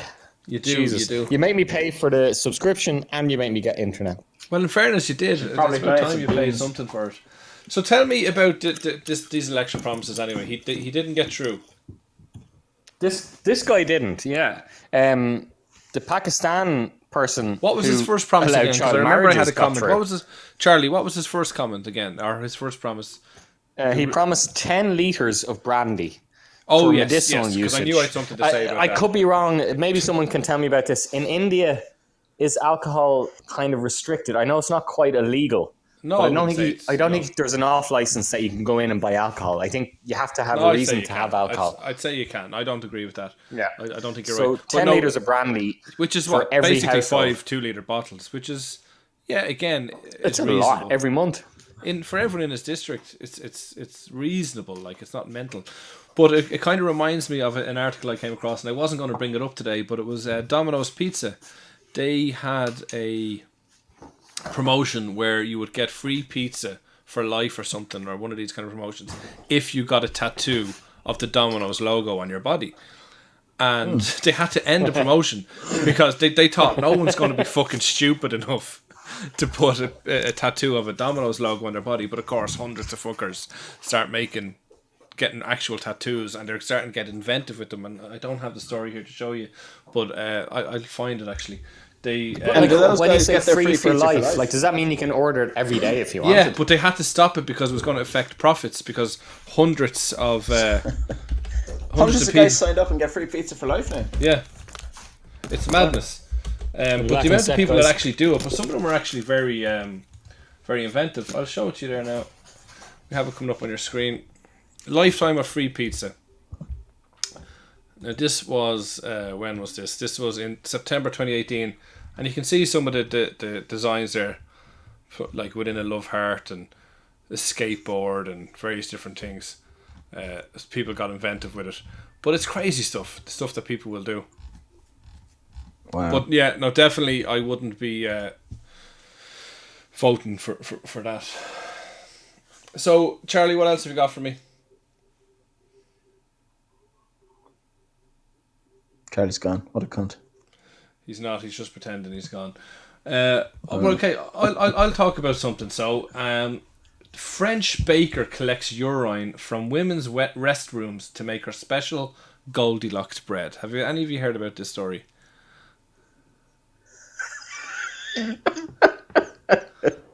It's true. I'm going to put it up for you there now. So, It's been long known that urine is both sterile and a great fertilizer. Okay, but for ecofeminists, until it's exposed to oxygen, yeah. For ecofeminist baker Louise Raguet, it's also the secret ingredient to making a great loaf of bread. So basically, she's gone around collecting urine to make loaves of bread, and she believes that it's actually going to save the environment because you're not going to need. Try it. Yeah, what? Sorry. Did I try it? No, I didn't Would try you? it. Would you try it? I don't think I would. I think it's a bit too much. What she's saying basically, it's the ideal chemical fertilizer. It avoids pollution. Would you try things like breast milk ice cream? I'd probably try that. I'd have no what about problem. breast milk cheese? Yes, Is you've there eaten such a that. thing? Have you eaten that? Yeah. No, didn't they? Did they give it to your man from from Pulp? Is it Pulp? Your man who wants to be with common people. Yeah, didn't they give him his Actually, I wife? don't think you can say his name anymore. You have to Jarvis. Like you just call him Jarvis. Didn't they feed him breast milk cheese on a game show like a Jonathan Ross thing from his wife or something? Fucking hell. I'm not sure, but it's the thing. I probably would give it a go. I would. I'd eat. I'd try breast milk. Definitely, no problem with that. But Yeah, that's nice. I think you already have probably. as regards to bread, I don't think so. And this is you're right, Blake. bread. The French do live up to their stereotypes. Urine bread, no, I don't think I'd try. Would you try it? Me? Anyone? No. No. Charlie, are you still I with don't us, think or so. where are you gone? I am. Yeah. Will you just remind me when we reach 10 o'clock because I want the hour cut-off point for this show. Yeah, well, we're past 10 o'clock, buddy. Can you? It's half time. Okay. Can you tell us Half 10 any? to cut off. I I don't think I'd try urine bread. No. But no, you know what? I'd try one slice, wouldn't you? Everyone would. Just. I don't think I would. No, I don't. Do you know if it was in front of me, I probably would. I don't know. I don't think I could. If I was on a celebrity game show, if they got Goldie Metcalf on to I'm a Celebrity, Get Me Out of Here or something, I'd probably do it. I have to say, I'm afraid of heights. We but need a show like I'm a Celebrity, get me into here. Yeah, I'd get over the height stuff, but the food definitely would get me. Eating testicles and shit like that would get to me. Yeah, but just one slice, goalie. Just for the rest of your life, you can say you did it. No, that's what I'm saying. If I was on I'm a Celebrity, I'd probably do it. That's something that would be fairly tame for that show, so I probably would do it. Has anyone looked up those candles that Gwyneth Paltrow has that smells like her orgasm? No, this is news to us as well, Lockhart. Yeah, Gwyneth no Paltrow, way. yeah, she So sells presumably it candles that has a smell kind of a fishy smell, does it? Well, I didn't buy it. I'm not being funny, but That's terrible, goalie. Do you mean suspicious? no, but what does an orgasm smell like? No, Well, I It don't smells know. really fishy. vagina smells like fish. It doesn't mean her orgasm She says smells like fish. she has one that smells like her vagina as well. Wait, does she I- have a brand of candles? Yeah. That So is smell she like aiming her- this at females or males? Like, who's going to buy the candle? Well, I'm thinking of it, but would you not? Yeah, I would. Now that yeah, I would if it's I think within. as part of the show, I would. if- Just out of curiosity, it's like urine bread. You'd buy one candle, wouldn't you? You'd have friends over and it's say, nice, "Oh, by the like- way, if you're wondering what that smell is, I tell you what we'll do, right? If people, we while we broadcast on Podbean, we're hoping that Twitch will be kind of our new home. Head on over there. If you make a small donation, we will promise to buy those candles and review them on our next show. is it okay if you don't take a third, Lockhart, just for this one show?" Yeah, Lockhart, whoever you happen to be, we He appreciate makes me you. think of one of those when I was a kid and my dad would park in one of these dodgy car parks in Dublin and the guy would be like, Lockhart, Lockhart. It sounds like a character those from guys. a show or a book or something. Yeah. Is it your surname, Lockhart? Yeah, it's what they used to throw at me. Wow. Are you going to explain that a little bit more? Lockhart No, is it's a probably some sensitive- type of it's weapon. a sensitive subject. Yeah. But Okay. but It's what it great- it's reminded great me, name, let's I'm get very back on track, curious. folks. what it kind of reminded me of was, do you remember a couple of years ago, and I think we may have spoke about it on this show, Charlie, is the vaginal bread. The bread that was made with the yeast of the vagina. Do you remember I think this? we talked about it off air, yeah. Yeah, like, there's some woman who uses vaginal yeast to make bread, and it's supposed to be fabulous, and it obviously is going to sell for fucking mad money because people are crazy. But it's a bit fucking much. I don't think I could try that. You would though. They're only 75 quid. I don't know. Would you do it once? I don't know. Like, again, if I was on a game show, yeah, but I don't feel the need to actually try that stuff ordinarily. Goldie, think of the shit I've done once for you. Come on. If you really wanted to be fit, I would. Charlie, what else have you got for us? Let's move on. While you're finished going to the toilet there, live on air. Do you want to give us your first news story of the night? Yeah, I have a story here, okay? And cool. It's a man requests trial by combat using swords to settle legal dispute with ex-wife. Has anyone seen this story? Yeah, I heard about it. No, did he get it? It's still ongoing. It's ongoing. This story was published on the 26th of June 2020, okay? And I obviously came across it because it's back up in court or something this week, but I just, this is obviously an old article I've pulled up for the show's purposes. So he was inspired by Game of Thrones. And this is a case where basically a man in Kansas has asked an Iowa court judge for a duel with his ex-wife as the couple's legal battle rages on.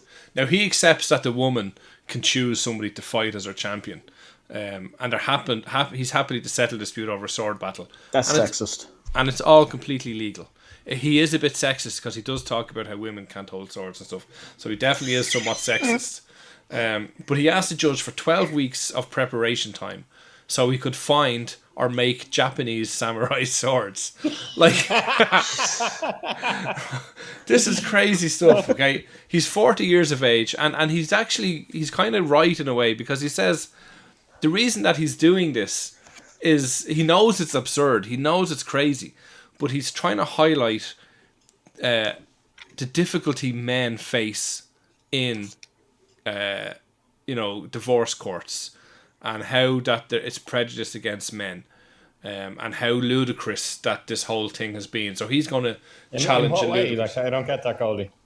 Well, he feels that, like, if you're the man, that they're obviously getting the raw end of the deal a lot of the times in courts, in settlements. That the mother generally has the benefit of the court, essentially. And I think that is true to an extent. That's not something that I don't think is too controversial to say. But he's willing to do it, but he's kind of doing it because he's trying to highlight how crazy it is. Now, the thing is, a Supreme Court judge acknowledged this into 2016. He acknowledged the fact... You can call him Judd, it's okay. So, no. There was a case in the New York Supreme Court where it was acknowledged that duels were not actually abolished. So it's actually, while it may not be technically legal, it's not illegal. Are you serious? Yes. You can still challenge someone to a duel in America. Well, this is what they're trying to establish. So you would imagine that when it does come back, the judge will say no, it's not happening. But the fact that I thought you were going to say the judge would have to say yes until they pass legislation that duels are illegal. Well, that's what he's ruling on. How can the judge stop it if it's not illegal? Because he's been asked to judge on it, and whatever he says, I'm sure will be appealed anyway. But the point is, pistols at dawn still illegal? Is pistols at dawn still a thing? It could potentially be. You would imagine no, yeah, but maybe you'd imagine no. Texas. But looking at this, it could potentially be. It's a crazy story. Yeah, it could be like in Ireland. You know the way blasphemy wasn't illegal until the last referendum. True. And then they just stuck it on. Like when you're doing the last referendum, you had to also... They'd stick on there was a second question. Yeah, like just stick it on. No one did anything about blasphemy, but it was still what was the result on the of that statute referendum? books. What was the result? They got rid of it, referendum? yeah. So blasphemy doesn't exist anymore, yeah. Yeah. Oh, fair enough. But, that's... But like what Goldie is saying, someone brought a case, I think, to highlight. They kept contacting RTE about blasphemy just to make a point. They didn't actually believe in it, but they were just trying to show it's still on the books. Yeah. Exactly. Can someone check to see if like what Yeah, Lockhart is saying, like pistols at dawn? Pistols at dawn. I don't know. I don't think it's something that we need to actually check, but it's certainly something that exists. So, you know, if it's a case of a duel with swords is potentially not abolished, well, then you'd have to imagine the same with pistol at dawn. But there could be other laws there. But then presumably the judge is going to have to come up with a good reason as to why he's refusing your man's. Oh, he will, and he could appeal it. But the point is that the fact that this has to go through a whole court to determine is absolutely mental. Lockhart, thank you very much for the link. It's brilliant, though. Brilliant. Yeah, it is. It is crazy. Did Lockhart just donate money? Did he? No, he sent us a link there for the candles. Is he paying for the candles? Well, no, we're going to wait for. Hopefully, we'll get a donation in from one of our listeners through Twitch. I looked at that legislation, or I looked at that story, and it kind of got me thinking: what other crazy laws are there out there? Okay, we're an hour and a half into the show, so we have time. It's a good show, Goldie. I appreciate that. Thanks a million, Charlie. No, it really is compared to the last show we did. Do you know that there's a case where a man sued himself? Have you heard about this case? No. Sued himself. He sued himself. So a docket of 25 of the weirdest, silliest and frivolous lawsuits. Okay? So this is a case where one man sued himself for... I'm going to try to get down because there is a lot of them. So I'm just going to try to find the one. He was a prisoner. He was in prison. Okay? Where the hell is it? Yeah, here we go. So he sues himself for $5 million. This was in 1995. So Robert Lee Brock, right, was serving time for B&E, so breaking and entering, in Indian Creek Correctional Center, Virginia. He sued himself, claiming that he violated his religious beliefs and got himself arrested. Okay? And since he has no income because he's in jail, asks the state to pay as he was a ward of the state. Isn't that amazing? So he basically said that Sorry, say that again? So he basically he's in prison for breaking and entering, right? And he decides that, you know, he went against his religious beliefs and got himself arrested. So he was so angry with himself, he thought that he would sue himself because he is in the custody of the state and therefore the state has to pay for him. So he was hoping basically to get $5 million. Unbelievable. Suffice to say, the case was dismissed.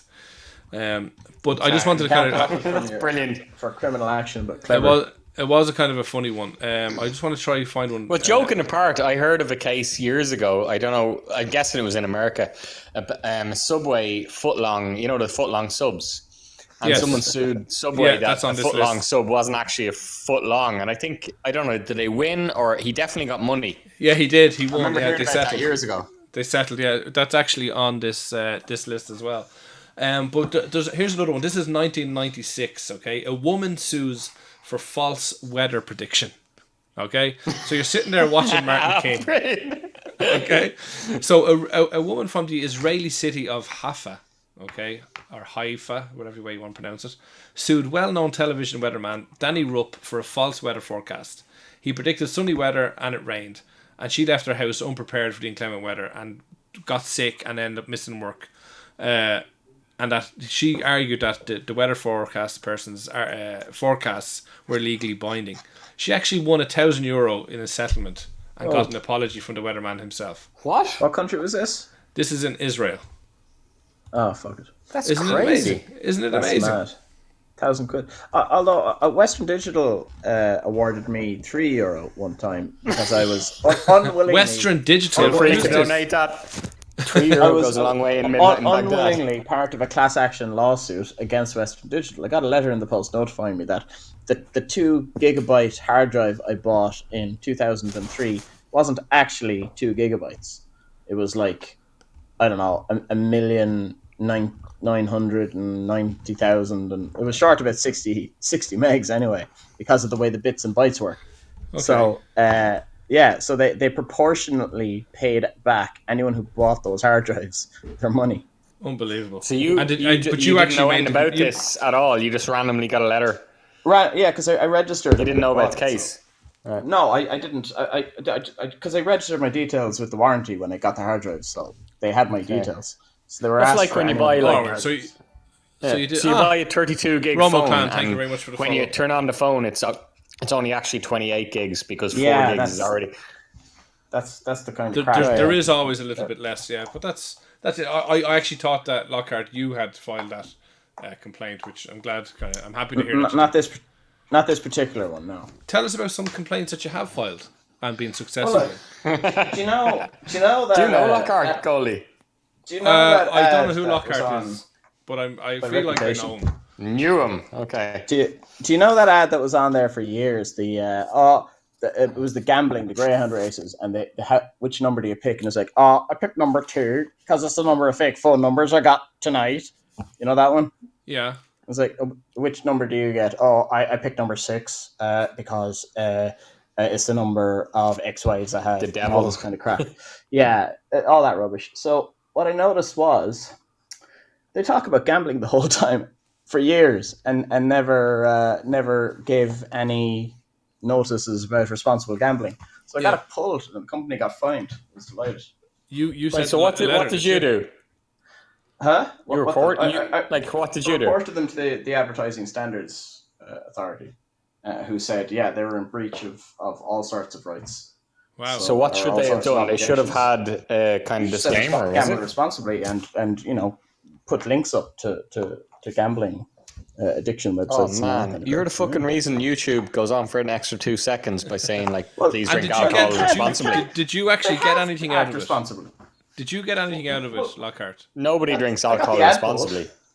But they now they're very, very careful about making sure that they put the correct. But is that not contrary to what you were telling us earlier on about people having freedom of speech?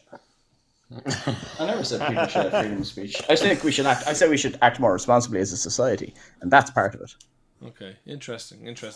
I just want to talk about one more case. A lot of the cases, Brilliant. Fucking hell. A lot of the brilliant. weird lawsuits that you wouldn't believe. You can imagine that the case is lost, so it's not really a big deal. But this is a case that may have won. So in 2012, a husband sued his wife over having an ugly baby. Oh man, I heard about that years ago. Fucking hell. And they won. Please tell the me case. he lost. No, they won. He won. He won the case. And can Was he still with his wife? Yes. Is it his child? Yes. Can anyone guess as to why? Oh, plastic surgery or something. Big You're fucking spot nose on. the child. Lockhart, No. well done. Yeah. So a boy meets a pretty girl. Boy marries the girl. They have kids. One similar tale did not have such a happy ending, however. Yan Feng from China saw his newborn daughter, right, who he said was incredibly ugly and did not look like either parent. Now, I don't think it's anything got to What do would with a the fact Chinese person think is incredibly ugly, though? Exactly, that's what I was going to say, So he accused his wife of cheating on him. At that point, she admitted she had several... Fucking hell. Right? But at that point, she admitted that she had several plastic surgeries before they had met. So Was she Chinese as well? She presumably. But he sued... Or Asian or whatever, yeah. You'd expect that, yeah.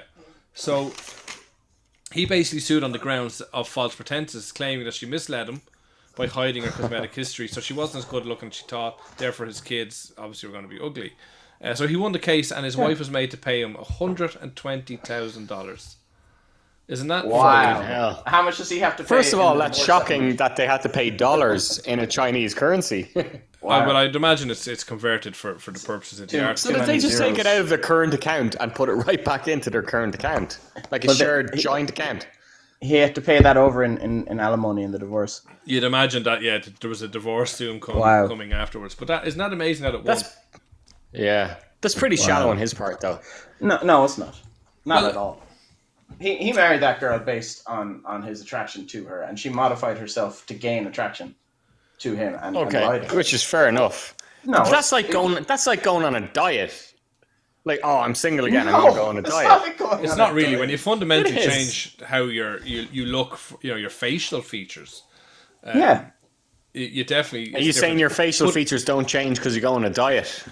I'm They saying do, Lewis but not to the Capaldi degree. would get as much ass fat as he would thin. And Okay, at what the if you same dyed time, your hair then? Right, so we're grey at our age. You dye your hair.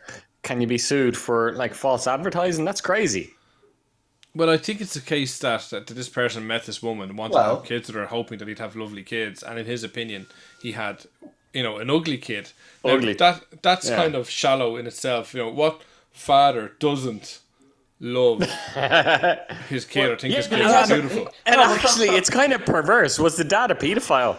Like, I mean, But from how does a- he define what is a good-looking kid? I know. Let's Because be he doesn't honest. see himself in the child. We're genetic. We're animals. He was attracted to this woman who modified her appearance, like cut her nose shorter, raised her cheeks, and then was attracted to a completely different person. And the whole purpose of attraction is so that your genetics will match and you create beautiful offspring in your eyes, which didn't happen. But That was hold a on, Lockhart. complete We live treachery. in a digital age where if I got a face job now, Yeah. all the digital stuff for me for the last 20 years or whatever, it's right there for you to see. You can see what I look like. So that's Goldie fine. is saying this was 8 years ago. Still in the digital age. He should have and could have. Oh, barely, but still, come on. How long is Facebook around? We've all seen the social 2007. network. Is that all, really? Yeah. Yeah, it's not that YouTube's long. I on would the have thought 10 years. 2004. It's not Right. that long ago. It's an interesting Okay. case. I can see both sides of the argument. And again, Lockhart coming out. And Lockhart, I hope Victorious. I hope you do make I'm yourself giving an him audience. all my wages from this show tonight. No, I How much do do I hope. get paid? Nothing. Fucking nothing, Well, Goldie. that's not true. That's not true. I have But to Lockhart- pay. I've actually to pay you for the monthly subscription. Well, we do it's have- ridiculous. Does Lewis Hamilton pay whoever he races for? Mercedes, no, he doesn't. But we have if you go over to our Twitch, we have a goal set of €200. We're 5% into we're 5% into that goal and 163 days to go, and that will fund us for another season basically. And that's all we're looking for. We're not looking for a wage here. We want to provide a bit of entertainment and have a bit of fun. But obviously, Do I have to pay my subscription to that? Well, we do. I think because that's a great we're story, invested. Goldie. What you've looked up there. Crazy lawsuits. Do you have any more? That's it for the moment. But I'm conscious of time. Tell us, what else have you got for us there? Unconscious of time. Okay. Noah Lyles. I'd never heard of him until last week. Had you? Noah Lyles. No, I don't. Yeah, I may know his story. Lyles. No, tell me all about it. Okay, well, he beat Usain Bolt's 200 meters world record. Yes. I saw this. Yeah, I did. The poor guy. The poor fucker. Per fucker. Yeah. Tell us, Goldie. So Why this is he is a poor? fella. This is a fella. Obviously An athlete. an athlete. Yeah. Who ran 100 meters. I think it was 100 meters and 200, yeah. 200 meters. And he ran 200 meters and he broke Usain Bolt's record by like a couple of seconds. Like ridiculous. And he was like, everyone was like, oh my God, it's an absolutely unbelievable record. And to be fair, I think he copped it straight away that there was something was wrong. Yeah, in And fairness when to him, yeah. Yeah, when they measured it, it was actually only like 190 meters or something. Oh, no. The organisers had fecked up. Yeah. Which you would have to imagine there would be a serious lawsuit there if he was so that way inclined. Yeah, so he thought he'd beaten Usain Bolt. So Usain Bolt in 2009 set the 200 meters world record at 19 seconds point 19, which is incredible when you think about it. Like that's 10 meters a second, which defies any logic. But anyway, this guy Welcome, came in. Charlie. Sorry, go welcome, on. LW Sap to the show. Thanks very much for coming in. So tell me, you're talking No about the guy who problem. beat It's a Usain pleasure. Bolt. Yeah, so I'm going to quote from the article I read because this one line quote is what jumped out at me and is the reason I want to talk about it tonight. So I'm going to quote. This is not me saying this. So in 2009, Usain Bolt set the record at 19.19. Welcome back, Romo Clan. Noah Lyles thought he'd beaten that record last Thursday in Zurich at, quote, the World Inspiration Games. He posted a time of 18.9 seconds. Here's the quote from the article I read. Quote, race organizers placed him in the wrong lane before firing gun. I'm going to read out one more time. Race organizers... Sorry. Race organizers placed him in the wrong lane before firing gun. Now, Yeah, I can see where you're going with that. You're basically... I'm reading that line in July 2020. So the minute I read race organizers, okay, you're thinking of people and then who the organize firing gun, whites from blacks, from Hispanics, from Indian, Redskins, whatever. You're thinking of all this stuff. And then exactly. And then firing gun, the minute you hear a gun. Yeah. I mean, it's just mental. An editor signed off on this. Race organizers placed him in the wrong lane before firing gun. Now, I know what they meant. Yeah. But let's be honest. How does that read? Yeah. Well, what I can say to you, Charlie, and by the way, right. Noah Lyles is African American. He's English, but he's African American. Well, he's doing athletics, so let's be honest. You know, yeah. No, and I'm not afraid to say this online. If he's going to beat Usain Bolt's world record, he is going to be of African descent. Saddam Hussein. No, do you know what I mean? It should be okay to say that because that's just factual. Yes, but black people are generally are faster. They're the fastest people in the world. That's why we've had. You know why that is, Goldie? They have good. We won't go into reasons. Why is it? We all know. No, what I was going to say is you explain. No, I wasn't gonna touch on the African origin. I have an interesting fact with the Asian stereotype, positive stereotype, in so much that they grew up eating more fish than the Western civilization. They didn't have dairy, so they're shorter than Western civilization. They didn't domesticate the cow over there, or they didn't have cows to domesticate, but they ate an awful lot of fish. So the fish oils and the brain development I love that you said an awful lot. As if it's a problem. Fishing industry. But their brains developed better than ours in thinking, in maths, and in all that, slightly. But their Asian stereotype of being sharper than the Western. You're thinking of Asian. So Lockhart, you're also tackling there the kind of mathematical stereotype of Asians being good. Yeah, but look, positive stereotypes are still stereotypes, but they're stereotypes for a reason. Yeah. Well, I heard a different reason for black people being good at athletics, but that's really interesting what you're saying. I don't know why. No, what he's talking about is Japanese people. Good at athletics. Yeah, he's talking about Asians. Yeah, Asians. Yeah, I'm talking about Asians. Yeah. Yeah. But why are Africans good at athletics?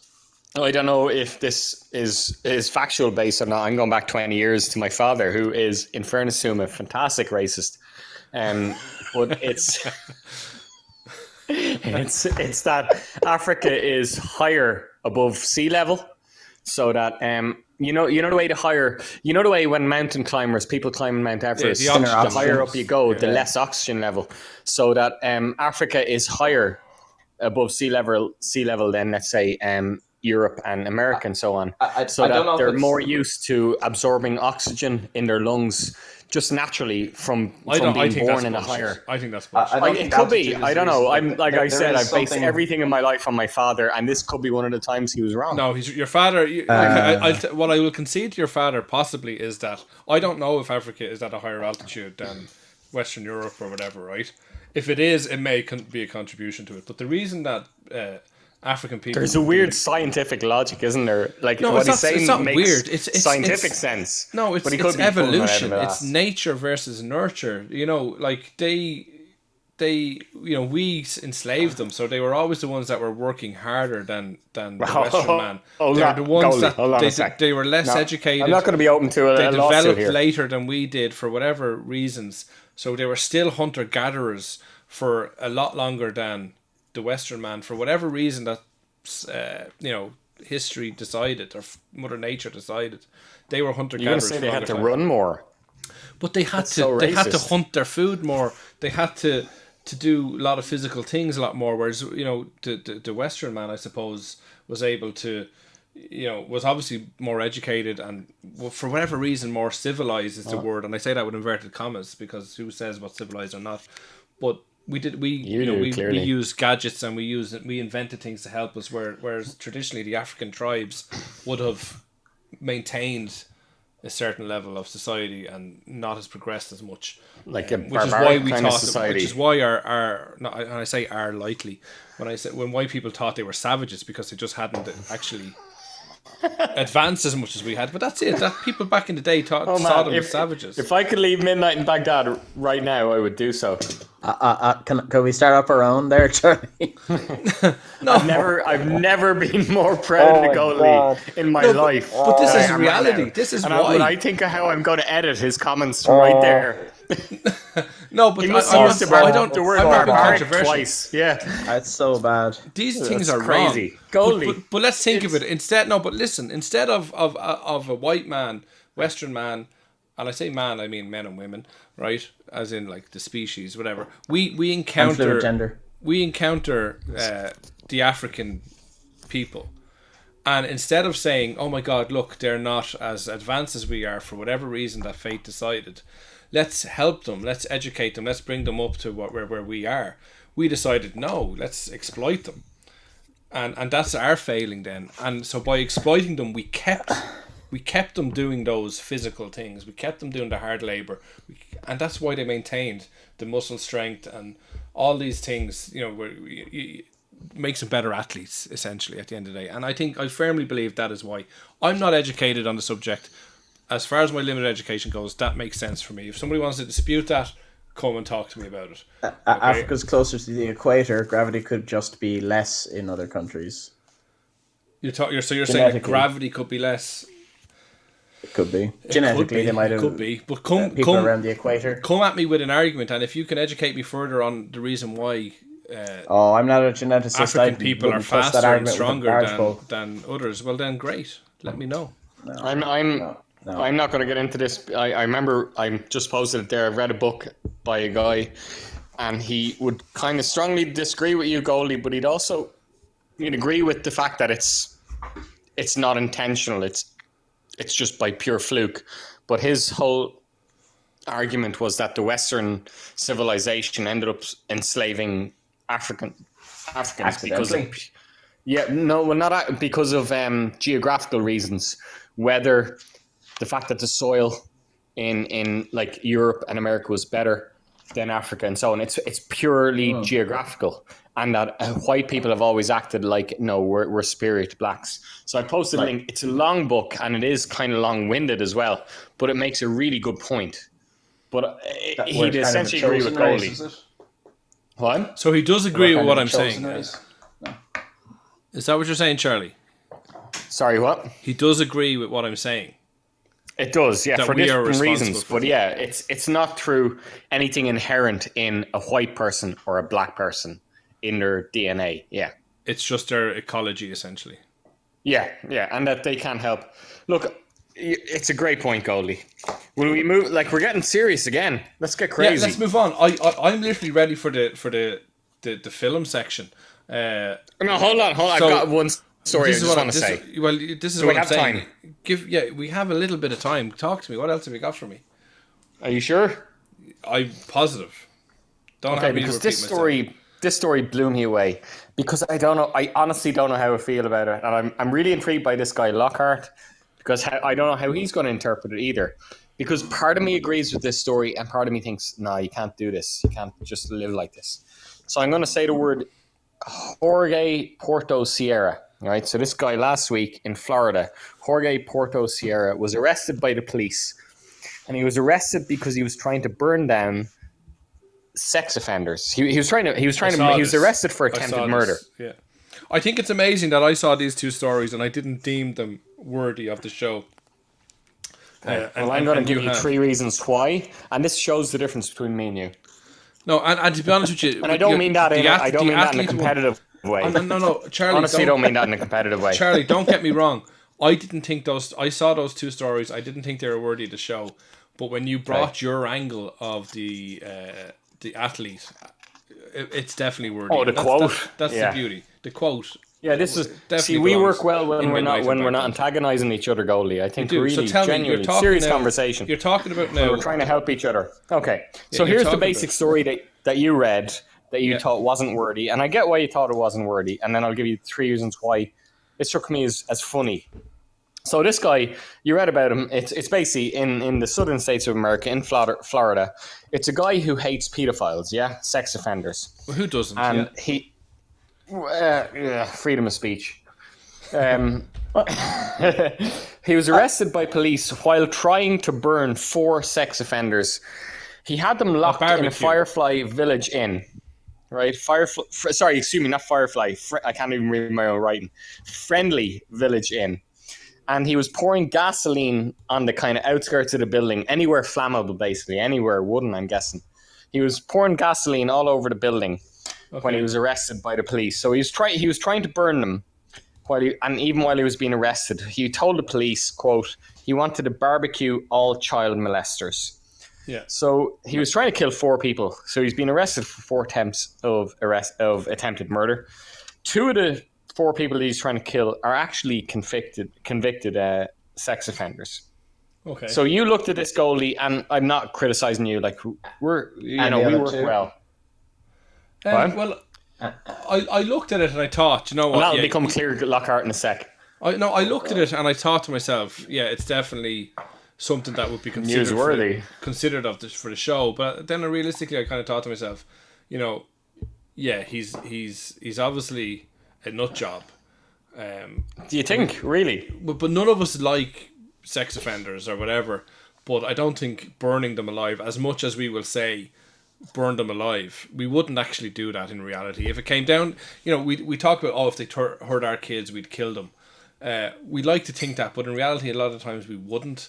And if it was a case where we were told, if the court ruled this person's after molesting your child, here's a gun, you can shoot him. How many of us would actually pull that trigger? I think we all say we would, but in reality, I don't think we would. I don't think a lot of us would. So I agree with his sentiment that, yeah, burn all pedophiles. But in reality, no, it's not where we should be as a society. Yeah, I agree. We're not judges, and even judges get appealed, you know. So I look. There's a time and a place, and that wasn't the time or the place. Was he dressed as Batman? No. Seriously, that's the dad lives. There is another story. Do you remember about 10 years ago, guys used to dress as Batman and climb up the Westminster walls? Because they wanted equal rights when women divorced them. Justice for fathers. Yeah. Actually, Goldie used to get really pissed off about that. And I actually, now looking at it from my perspective, I see how right you were. Yeah. Like that dads used to dress up as Batman because women automatically get custody unless a dad can prove and now look at the position that a woman is unable. You can appreciate it now. I can, yeah. Talk to me about your angle. You said you had an angle for this. Okay. Well, Lockhart, do you have anything else to say? No, he was clearly wrong. He wasn't. Yeah, I agree. I don't know. I don't know. Do I agree? Was it clearly wrong? It is wrong, but like Goldie is saying, we all feel it instinctively. Do you have children? I do. So instinctively, like Goldie is admitting, if someone abused a child of yours, you would want, in the heat of the moment, to kill them. Instinctively, you know it's wrong. But that's true. Yeah. Okay. I look. It's a self-defense kind of reaction, but yeah. Yeah. So right. and then in the cold light of day, you probably would not do it. Okay. But I don't. So my first premeditated is very different. But yeah, go on. Yeah, I agree with you. But here was the question that I asked myself: how the fuck did he get 4 sex offenders, or at least confirmed 2 sex offenders? Okay, that's a very good point. It's a very good point. He entrapped them.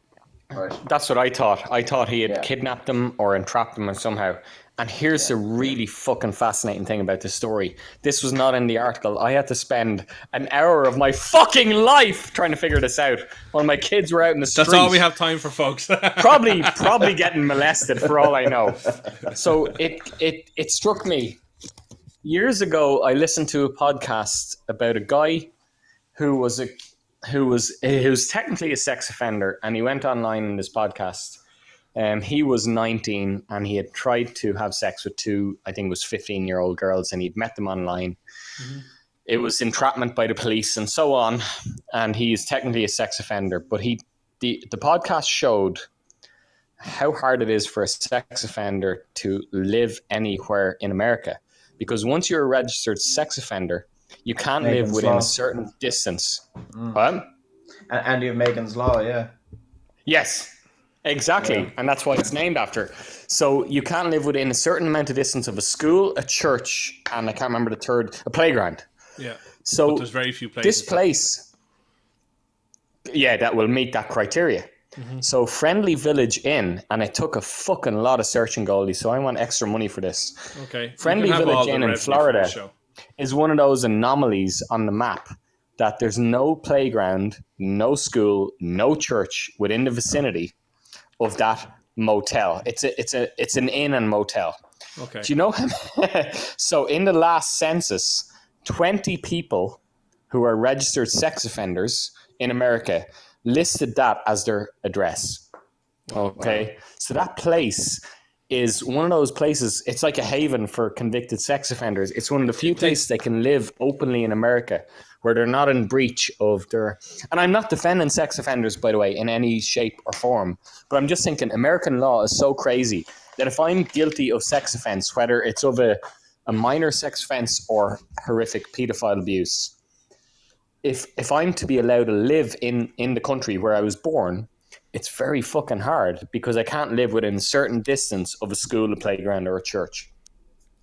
And that kind of begs the question, should we lighten those laws, or should we go a step further and say you can't live within a certain distance of a church, a school, or a playground, was it? Yeah. And also another sex offender. Oh, wow. Why? Because two guys getting together will fantasize. Well, not. That's a good point. They could potentially collude and do something. But yeah, so what you're saying is that. Well, that's a really good point, Goalie. Yeah, or even share material that they've got. Yeah, that's a really good point. It's like you're creating a ghetto for them. Yeah, that's essentially what you're doing. Or should we put them on an island? And that's an island. See, this is the point. Like, Goldie, can I go back? Like, the 19-year-old, is he really a paedophile? In that law, he is. Well, you're asking about... In the law, he is, yeah. You're asking me, is he a paedophile because he's 19? His age is irrelevant.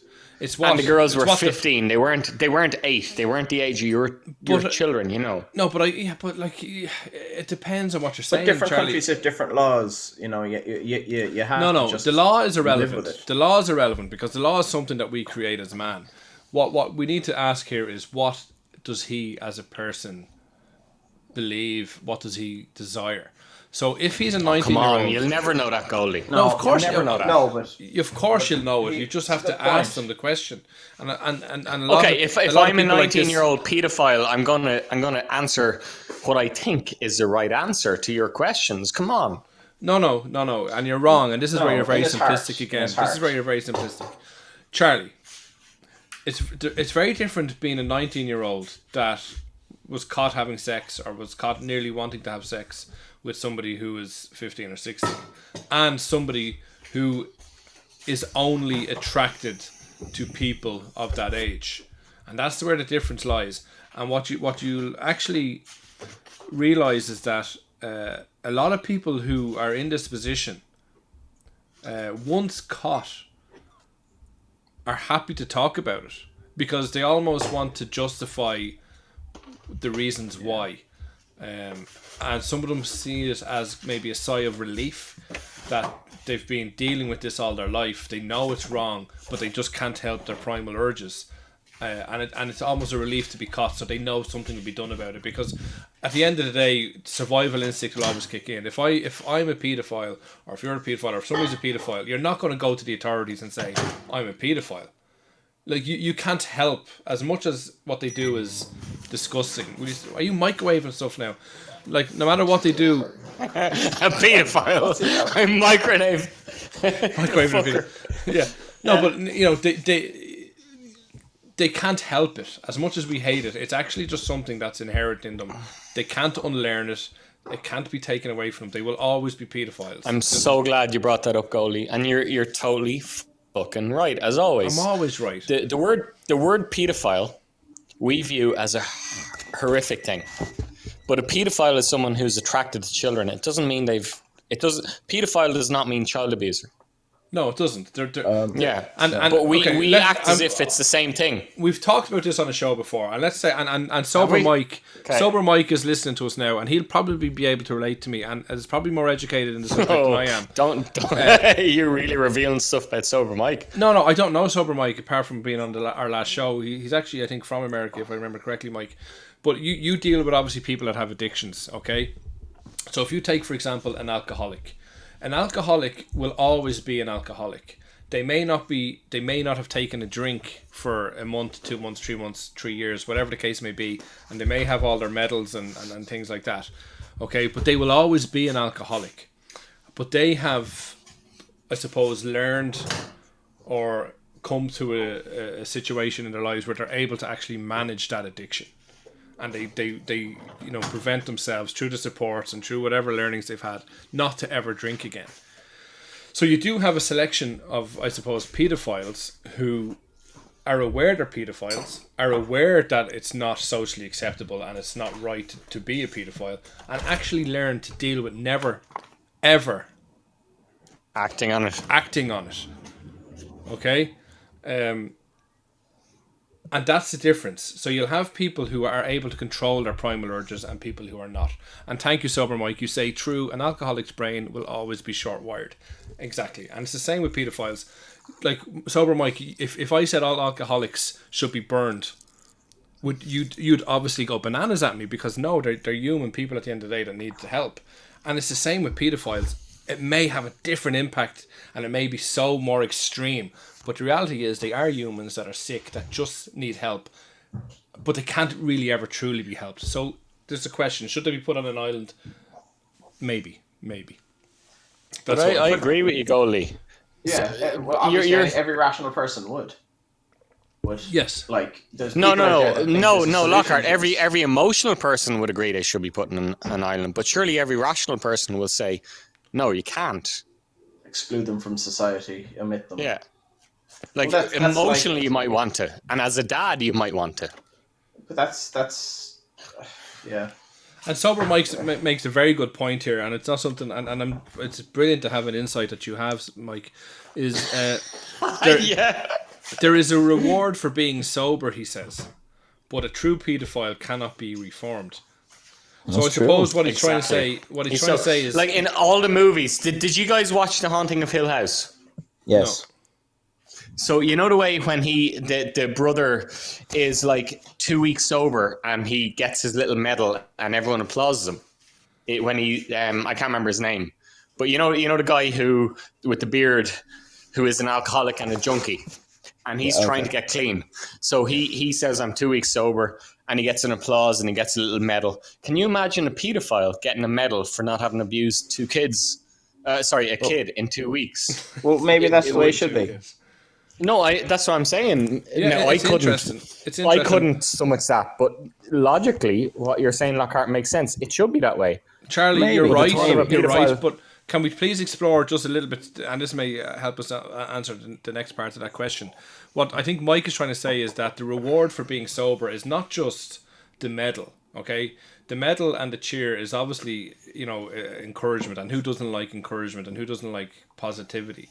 But I think the true reward is that, and for those who are lucky enough to have not completely lost their families, or been so the addiction has been so bad that they've lost everything, that have probably regained contact with loved ones who are now functioning in society, who may be able to work and stuff. That's the actual reward for them. Being sober means they have this. Whereas with pedophiles, what is their reward? They don't. They can't get. You mean a paedophile who doesn't abuse? I think we're using this as there's a lot of, as a species we're quite dark, and I'm sure pedophiles aren't the only. It's not the only crime that we're the real bad egg can't be reformed for. And it's those ones we need to look out for. And Lockhart, it is the one that we feel, isn't it? Yes, it's the one that we defend the most, for sure. It's the one that we react with all of our bodies and minds to put a stop to. It's straight away. It just shut it down. There's no room for it in society at all. And but it's we have a large populace of evil, and we gotta like maybe we should let them have Nazi flags so we can identify them. I don't know. Yeah, it's strange one, and so we do need to move on. Fucking love Lockhart. Lockhart is brilliant.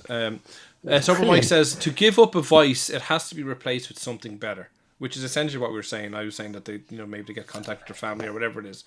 Sobriety for me is a reward. A paedophile, what do they replace their urge with? That is rewarding. Oh, that's a great point, Sober Mike. Exactly. Like, what can you give? If I was an alcoholic, I would tell you, Goldie, and I would tell you I'm recovering. If I was a paedophile, you're too embarrassed, wouldn't you? It's automatically a stigma. Yeah, you're shunned. Yeah. There's no reward. I think no one is going to say, well done for not abusing children. Whereas everyone is going to say, well, not everyone, but the majority of people will say, well done for not drinking for the last year. Yeah. Again, do we need to change our attitude? I think we do. And I think that's something that, like, we're probably, to be honest with you, we're getting so PC that we're probably heading in that direction in an inadvertent way. There's very little education around paedophilia and... we have an amnesty for guns and knives and weapons that have been used in crime. We don't have any amnesty for personal urges or even if they were murderous or that we want to damage another part of society, be it by race or religion. What you're saying, Lockhart, that's Lockhart, brilliant. Yeah. Should I? Yeah, exactly. If I realised growing up that I'm actually attracted to children. And I know it's wrong because paedophiles obviously act in incognito as such because they realise it's wrong. They realise the consequences. They're generally not stupid people. I hate to interrupt Goldie as well. We're acting like we know it's wrong. It is wrong. Yeah, but paedophiles are acting... I agree that it's wrong, but you see, this is... the problem. No, but paedophiles know. Paedophiles know. In ancient Rome, in ancient Greece, it was part of the culture. And wrong. Yes, it was part of the culture. It definitely was part of the culture. I think it's wrong. But I think even back then in ancient Rome, it was still something that was maybe accepted, but was certainly on the other side of the balance, the other side of the scales, to say that, this is a bit fucking dodgy. They would probably still insult each other that, oh, aren't you the one that likes kids? But they wouldn't be arrested because it wasn't. Okay. Do you know what I mean? It was somewhat more acceptable, but it was certainly. No, I agree with both of you, but I'm just raising that fucking point. Yeah, no, but what Lockhart is saying is that should we as a society get to the point where me as a paedophile, I'm not a paedophile, but if I was, and I just want to make that clear because obviously this could be used, edited or whatever. I've already tracked the point of what you said. But if I'm a paedophile, this is the reality. In 2020, July 2020, if I'm a paedophile, I'm going to do everything I can to fit in, to not be discovered. And it's 2 hours and 16 minutes in. To probably satisfy my urge in some way, shape or form. Right? Whereas if we had a society where if I'm a paedophile, I can come forward and say, listen, this is what I am. I need fucking help. I don't want to hurt anybody. And I believe that 99%, if not more, of humanity do not want to hurt their fellow man. They just have urges that they can't control, even if they know it's inherently they don't want to hurt people, and it's a strange thing to get into, I know, but I just believe generally people don't want to hurt people, they just can't help it. I think you're right, Goldie. Yeah. So I think we should be able. Years ago, do you remember we discussed Japanese sex robots? Yes. And there was a Japanese child sex robot, and we had to discuss whether that would prevent paedophilia or actually, ironically, encourage it. Yeah, and that's the thing. We never knew. Now that's probably 2 years ago. I'd love to know, like, do alcoholics drink non-alcoholic beer? Probably not. Probably not. Yeah. And Sober Mike might be able to help us. Do any of your clients, who are recovering alcoholics, do they drink non-alcoholic beer, or do they just stay away from the whole mention? Well, come on, we can't equate sex with. No, we alcohol can't. As well. But what we're saying, Lockhart, is we discussed this 2 years ago. In Japan, it was legal for me to order. I remember the reason it came up was because a guy in Northern Ireland had tried to. Very good, Mike.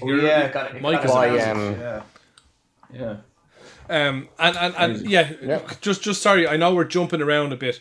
First of all, Sober Mike says sex crimes are not about sex; they're about control and power. I will agree. That's like Mike. Saying sex isn't about coming. Come on. No, but it is. He's right in a lot of situations that it is about control and power. Really? But I think non-alcoholic beers for non-alcoholics. Mike, I do have to disagree somewhat with that, and we've been agreeing a lot. I think in a lot of things. A lot of sex crime is about control and power, but there is a lot of it as well that is literally just that person's desire. That's how they feel. They're not attracted to what regular people be attracted to, and they're just attracted to children. And it's not about control and power. It's just what they like. But yes, your next comment is amazing. Non-alcoholic beer is for non-alcoholics. That's beautiful. Brilliant. That is beautiful. Yeah, it really is. That is enlightening. Definitely. Isn't it? I'm totally using that. Amazing. It definitely is amazing, and I will use it myself. Isn't it on your website? No, but I'll use it. If I'm ever in a situation where we're talking about this again, I will use that line because it is amazing. I'm great to sorry, I'm undermining what he said. Yeah, I don't mean to do that. Don't undermine it because it's powerful. It's definitely powerful what he said there. Yeah, and we're ignorant. And Mike, I'm sorry, we are a little bit ignorant. Then I would love to know, like, if you're an alcoholic and you're out on a night out with your friends. So you don't drink non-alcoholic beer, yeah. It's so true. Like, what do you drink? Do you drink Coke? Do you drink tea, coffee? Do you drink nothing? Do you drink water? Yeah, and the abuse you'd probably get as well. Yeah, and I do have one recovered alcoholic that I'm aware of. That would be in the family, whatever. And come to think of it now, at family functions or whatever.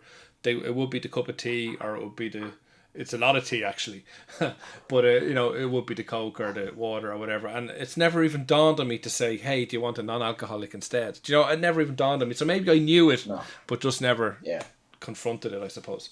Very interesting, definitely interesting. Thank you, Charlie, what else have you got for me there? Well, actually, we're not done that Jorge Porto Sierra story. We're still on. So we've discussed the reason why all those sex offenders were in that one. And this is and Lockhart. I don't know if you're a long time listener to the show, but we do tend to go off in tangents. But we'll always try to come back and address the issue, which is I think it's a bit like Billy. It's Connolly what makes us good. Yeah, I think it's what makes us good. All our shows are really good, Lockhart, except the last one. So, but at least we got an answer to this one. Why all those sex offenders were in that one place? It's through no fault of their own. It's because it was the only place that they could actually legally live. They could actually legally live. So there's 20 of them living there. He could have killed 20 sex offenders in one go, but he's arrested. So here's the other two things. Now this is less serious, more trying to push it into the funny territory, which we haven't done tonight, even though I think tonight is a great show. First of all, they were living in the Friendly Village Inn. Now, that's the fucking dodgiest name for a place for pedophiles to live. Friendly Village Inn. It doesn't it?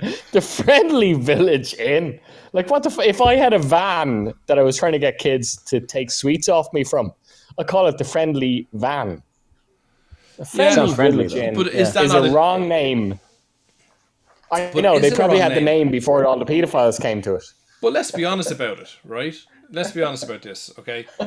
Realistically, I'd say what happened there is what you're insinuating is that it was called the Friendly Village Inn, whatever it is. Not the family friendly, the Friendly Village Inn. Oh man! And you said this. You were trying to push it towards funny.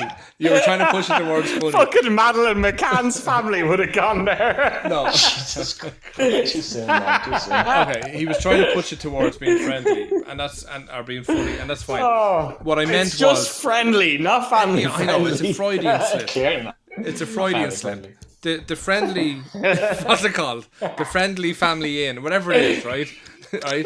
No. What's it called? No, there's no family. Okay, what's it called then? The Friendly Hotel Friendly Inn. The Yeah, friendly village. and no family. The friendly village inn is what it's called. Friendly village inn. Yeah, that's what it's called, okay? So I would presume that wasn't always called that. That it was only called that when they realised it was actually a place that would be attractive to paedophiles. Because it wasn't close to a church or a school or a playground or whatever. Do you know what I mean? So I think the answer to that question is they called it that because of their unique situation. Because if you're a paedophile and you've just been caught and you're out of prison and you have to go to find somewhere to live, the first thing you're going to type in is something like friendly place for paedophiles, or your Google search will mention friendly, That's a good point. So you think the name came after kind of after I would think so. It would make sense. Do you know what I mean? You advertise can I be completely honest with you, Charlie? And this is a bit mental to be talking about this live. Midnight in Baghdad is the name of our show. Tonight. Midnight in Baghdad is the name of our show, and I'm thinking to myself, who's going to actually click into a show called Midnight in Baghdad? Who's going to be searching for something like that? You might stumble across us, and it is amazing some of the people that have with Lockhart and Sober Mike and your man from Iran. The guy from Iran a couple of weeks ago. And that is amazing. But, if our name was different, would we reach a lot more people? I don't know. So I think definitely this is why they would have marketed this village towards the paedophiles as such, without actually... You could be right. You know what? I actually will check this after the show and put it up on the Facebook page. If you're right, it's a sign of smart marketing, I suppose. Most definitely. You could look at it really cynically, but... Money talks at the end I'm not saying I have sympathy. I'm not saying I have sympathy for sex offenders, but to a certain extent, I do. In that, if you've done your time for the crime, I don't think sympathy is the word. I think maybe empathy is the word. No, you can't say empathy. Empathy only works if you've done it yourself. No, it doesn't. You can only have empathy for someone if you felt. I can only say I have empathy for you if your dad died. If my dad died. I've sympathy for you. I don't agree with that. If you can put yourself in their shoes, you can empathize with them. But but isn't that the problem, Lockhart? We can't. You, me, Goldie. No, none of us are sex offenders, so we can't really put ourselves in the shoes of someone. No, not with it. So we can sympathise with them. I'm going to say I'm not saying I sympathise with these guys either. I don't want to be misquoted, but I think definitely empathy is definitely the better word, and I feel like I can empathise with them in a certain respect because I think there's not enough education about it. I think we automatically and listen, I'm a bit of a hypocrite here because if I meet a paedophile or think of a paedophile or if one went near my children or anyone I know with children, I think murdering horrible monster man fucker, let's kill him. That's what I will think. That will be my gut. But I know there's also that other side of me that's, we need a bit more education around it because it's horrible. What they do is terrible and there's no place for them in society, but it's not their fault. That's the reality. It's not their fault. They were just hardwired that way, or I don't think I'm able to come to that poker game on Saturday. Okay. Well, Charlie, we're coming up to the 2.5 hour mark. We have a maximum of 3 hours here, which is a very long show for us. Our shows are traditionally 90 minutes, but I think we're it's actually good quality. We'll keep. Do you want to go Goldie with the next one? I have 2 out of my 3 stories, and we haven't even done Agony Aunt. We can leave my third story till next week. Yeah, let's go with your story. I just want to talk about. It's not so much a story. And we sorry, Goldie. Yeah. There was a third thing, just a short thing. It's stupid. Oh, come on, tell me. But I'm going to give a quote by Jorge Porto Sierra. Yeah. The guy who was arrested for trying to kill these sex offenders for them. Quote. So the police arrested him, and as they arrested him, he was still trying to drop his lighter. He'd put I presume lighter fluid or whatever, some kind of inflammatory thing, all over the motel, and he was still trying to ignite his firelighter and drop it as he was arrested. And the police asked him why didn't he do it before, and he said that the police got there too quickly, and he said he wanted to, quote, barbecue all child molesters. Okay, now I know this is horrible, but the minute I read that in my own dirty mind, I kept thinking of the word barbecue, and I kept thinking of spit roast. I know it's sexual, but Wow. yeah, I know it's Wow. horrible, isn't it? The minute you see Wow. pedophilic, So do you empathize with them? I don't. And I go back to what Goldie's saying. I think I would actually kill the guy. I think I would actually kill someone who tried to sexually abuse my children. I don't agree with Goldie in that I would say I do it and then not do it. I actually think I would do it. But the minute you never know. In the heat of the moment, you never know what might happen. Yeah. But there's a dirty part of me that says the minute I saw the word barbecue, I thought of spit roast. That's just humanity. That's just being human, man. That's all that is. And that's what let's I'm not admitting let's here. let's not dwell on it. What's your final? Let's go to the agony. Do you know what? Actually, no, Your sorry. second story, Goldie. My apologies. My other I'll keep story. my third story. It's not so much a story. Keep your third story for the next show. Mine is more kind of an observation than a story. And I was thinking about volunteering, as a whole, like. And again, WHOLE. Sober Mike is probably going to think. Sober Mike, I think, kind of probably enjoys our comments at the moment, and he may not like this one a little because he's obviously such a good person. But I do a bit of volunteer work myself, right? And I'm just lately wondering, and I kind of start second guessing myself as to why. Why do I do this? Why do I volunteer? And my volunteer work is, in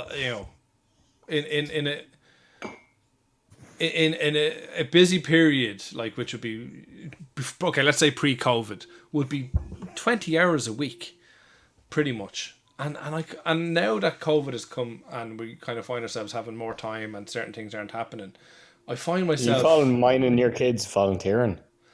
Minding my kids volunteering, yeah, that sometimes feels like that too. But no, I kind of feel myself wondering. Goldie, I've known you 20 plus years. Are you telling me you actually volunteer?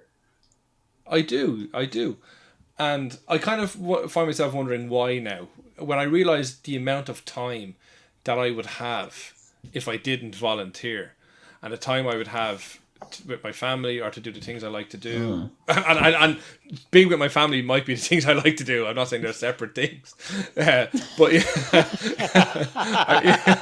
Do you know what I mean? But I definitely I know what you mean. The things you have to do, but you do like them as well. But you have to do them. I have more time now, and I'm still volunteering, but in obviously a limited capacity because of COVID. And I'm kind of wondering, should I give it up? Because I could do so much more personally. Yes. Next topic. Do you know what I mean? And then why do you do it? Because you feel you should? No, and this is the thing, and it raised a question for me: is there actually truly a selfless act?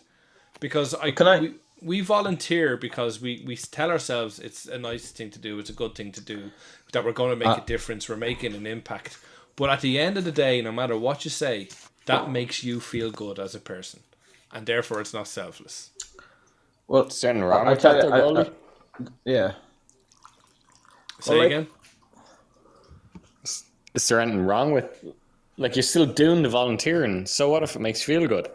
Yeah, saying that's the reason you do it. No, but it kind of got me asking the question: is there truly a selfless act? Because by me volunteering, all right, it may be making a difference. Okay, it may be improving or helping. That is, just because you feel good doesn't mean it's a bad thing. Feeling good isn't a bad thing. But that's a whole Irish Catholic guilt thing you have going on there. Maybe it's an Irish Catholic guilt thing, but realistically, if I do something because it makes me feel good, family in would agree. If I do something because it makes me feel good, is that not a bit like hypocritical or something? No. If you did only things that made you feel good and benefited society all day, every day, you'd be motherfucking Teresa. But this is the thing, we talked about Mother Teresa on a show previously, and Mother Teresa is not the person you think she is. And a lot of people have a lot of very bad words to say about her. But so what? But so maybe she did this just to get a sainthood. Brian, who gives a fuck? She did this I say goalie, but she did this because she felt like she wanted it. She wanted to give these things, and she wanted to contribute that way and give it that way. Yeah. I'd Like, agree with and Lockhart in this one, goalie. Yeah. it made her feel good. Yeah, But I no, know that. I know that, but I just wonder. I take this to heart because I do these things. I do as many good things as I can, and it makes me feel good. But it just don't tell anybody about it. Yeah, but that's You the don't thing. look for credit. A lot of people do tell people, and even when we say we don't look for credit, we kind of look. We want it though. At the same time, do you know? I We just want think it's it. inherent. We want in us. people to acknowledge that this is the right thing to do. We want our parents to say, "Geez, aren't you great for doing that? Aren't you wonderful?" But that's the way we were brought up. And just because we have a desire for You our think parents, it's okay? or It's our, mutually okay to I feel think good if about everybody did that, the doing world something. would be in a wonderful position. I think Yeah. we'd all have amazing lives, and the society as a whole would be just better because all we're doing is trying to contribute, trying to help the poor bastard down on his luck, or anything to help, Yeah. and we don't. It's a because fair we enough can't. comment. I find myself reevaluating whether I want to continue to do what I'm doing, Yeah. and I haven't come to a decision yet.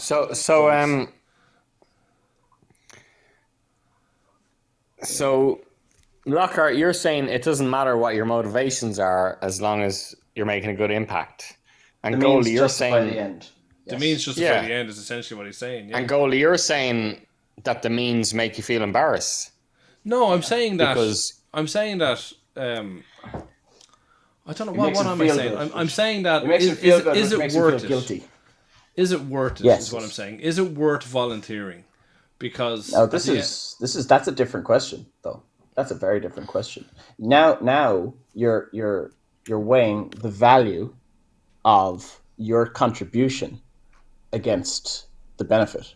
That's completely that's different. essentially what I'm If you doing, don't- and I know the contribution is, and maybe certainly was, if not in your is, case it must be massive, goalie. fairly big. Yeah, fairly big. Yeah, huge. But at the end of the day, if goalie didn't exist, well then World would Well, be a worse if you can place. just- it would but- still continue. I don't know. I'm a bit confused over, and I'm probably getting a little bit personal here, but it's something that maybe I'll resolve in my own head in the next couple of But weeks. or Colin, months. isn't that why teachers exist? Why we teach? And why we pass on? Yeah, So but that we teachers can- get paid.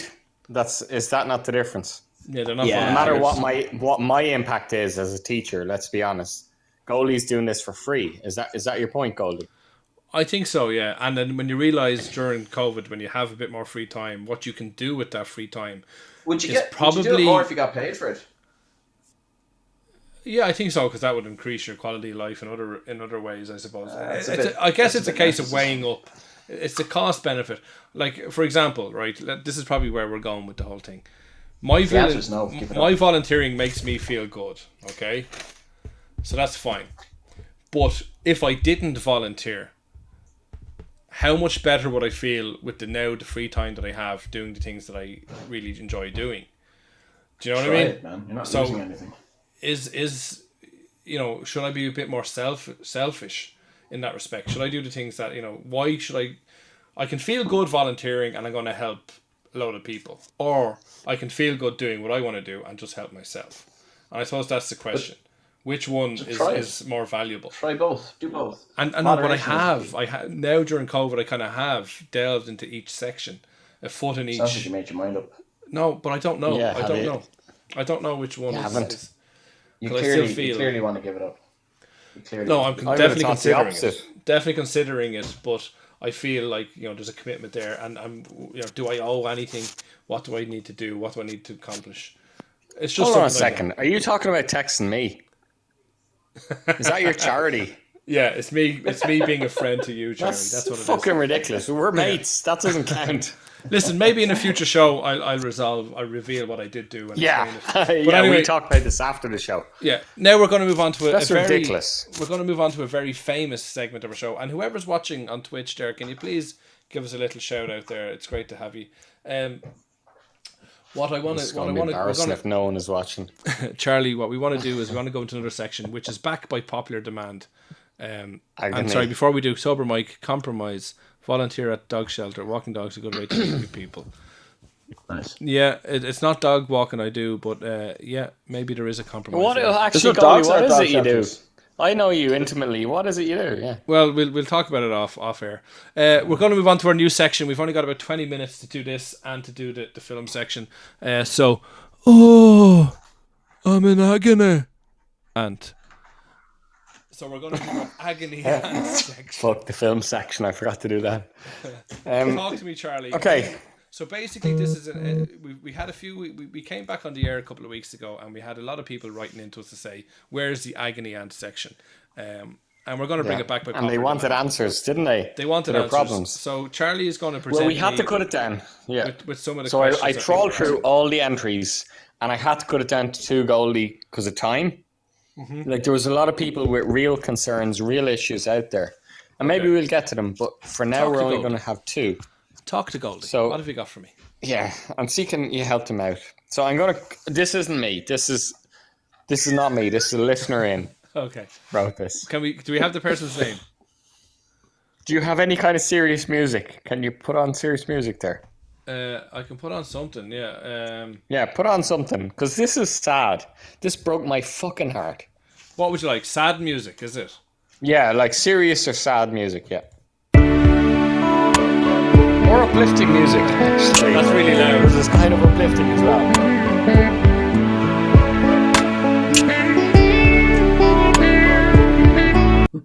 Okay, we can't listen to that and you at the same time, but there's our sad music. What have you got? Okay. Right, so I'm going to just quote, this isn't me. My girlfriend and I are only together because I told her I'm terminally ill. And I don't want this secret to ruin us.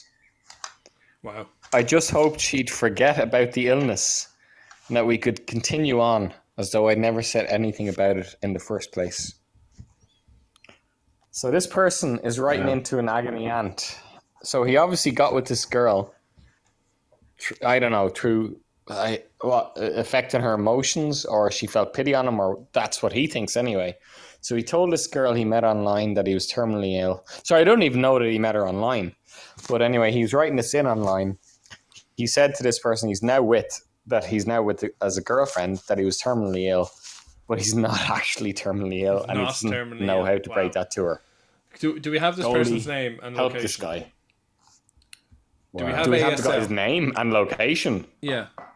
Sometimes they give a name. You never do that in an agony aunt. You never do that. No, it could be Steve from Warwickshire. Do you know what I mean? I don't know. Oh, I'm sure. Yeah, I'm sure there is. But I just presumed that was fake. I didn't note it down. So do we know how long? My second agony aunt is called Love Smart. Like that's not a real name. Okay, Love Smart, Sussex. Do we know? Come on. Yeah, but like that, I want to just address them. You know, a bit of human contact here. Do we know how long these people are actually together? That's literally the whole. That's the whole thing. Okay, you know, there's a very old saying that honesty is the best policy, and I think that is a crock of shit a lot of the time, because there's definitely things you should not reveal in relationships, such in order for the relationship to survive. You know, there might be, like, let's put it as simple as there might be something really irritating that your partner does, and it drives you fucking mental. Okay. And you think you shouldn't reveal that? But there's certain times where, you know, you shouldn't reveal it, where you should say, you just got to live with that, you know. Small little things. I'm kind of shocked by that, Goldie. But obviously there's other things as well. So if I knew how long these guys were together, I'd probably be able to give a more informed suggestion. 2 years. 2 years. You know, presumably to keep up that charade, you would have been visiting doctors and stuff. or pretending to go visit doctors, or do you know, like, Yeah. Do you want to meet up? Go to see, whatever the latest superhero movie is. No, I can't. I'm visiting my terminally ill doctor. yeah, it's a tough one. Okay. I think that you're going to have to come clean in this situation, because what is your other option? Your other option is to pretend that you got miraculously cured. And That's what I go for. And then it's just going to escalate. Oh, you should get onto the Star about you're the only person in the world that got cured of this disease or whatever. It could escalate into ridiculous proportions. So I think you need to come clean and hope that in those couple of years or that time you've been together, there's been enough of a bond or enough love or enough memories built up that it can survive it. It probably won't. It probably won't. But I think the longer you leave it, probably won't survive it. You mean? I don't think he'll survive it. No, I think it's a horrible thing to do to somebody. But yeah, you'd be doing well to survive it. But you've got to come clean now, because it's going to come out eventually. Everything comes out in the wash. Do you know what I mean? So the sooner the better. And if it's a case that you do end up losing her, at least it'll be done at the earliest opportunity. Lost her for a purpose. That's crazy. No, but it'll be done. I totally disagree. It'll be done at the earliest opportunity, so therefore you could have the possibility of moving on and meeting somebody else. Like say for example, this guy's got a terminal illness. He's not moving on. But let's say, sorry. He faked it. Sorry, he doesn't. Yeah, but she could be sitting there thinking. Sorry. Charlie, she could be sitting there thinking, I love this guy. But maybe I did fall in love with him because I feel sorry for him, or whatever the case is. But what's that reveal about the woman, though? But at the end of the day, he's going to be gone in a couple of months. And if he's not, her whole fucking life is ruined. Do you know what I mean? So, because she's stuck with him. Because she's stuck with him. That says she's quite shallow. She wanted to have the story. Not necessarily. She didn't have the heart to leave somebody that she had some feelings for. Gents, okay. I have to leave you.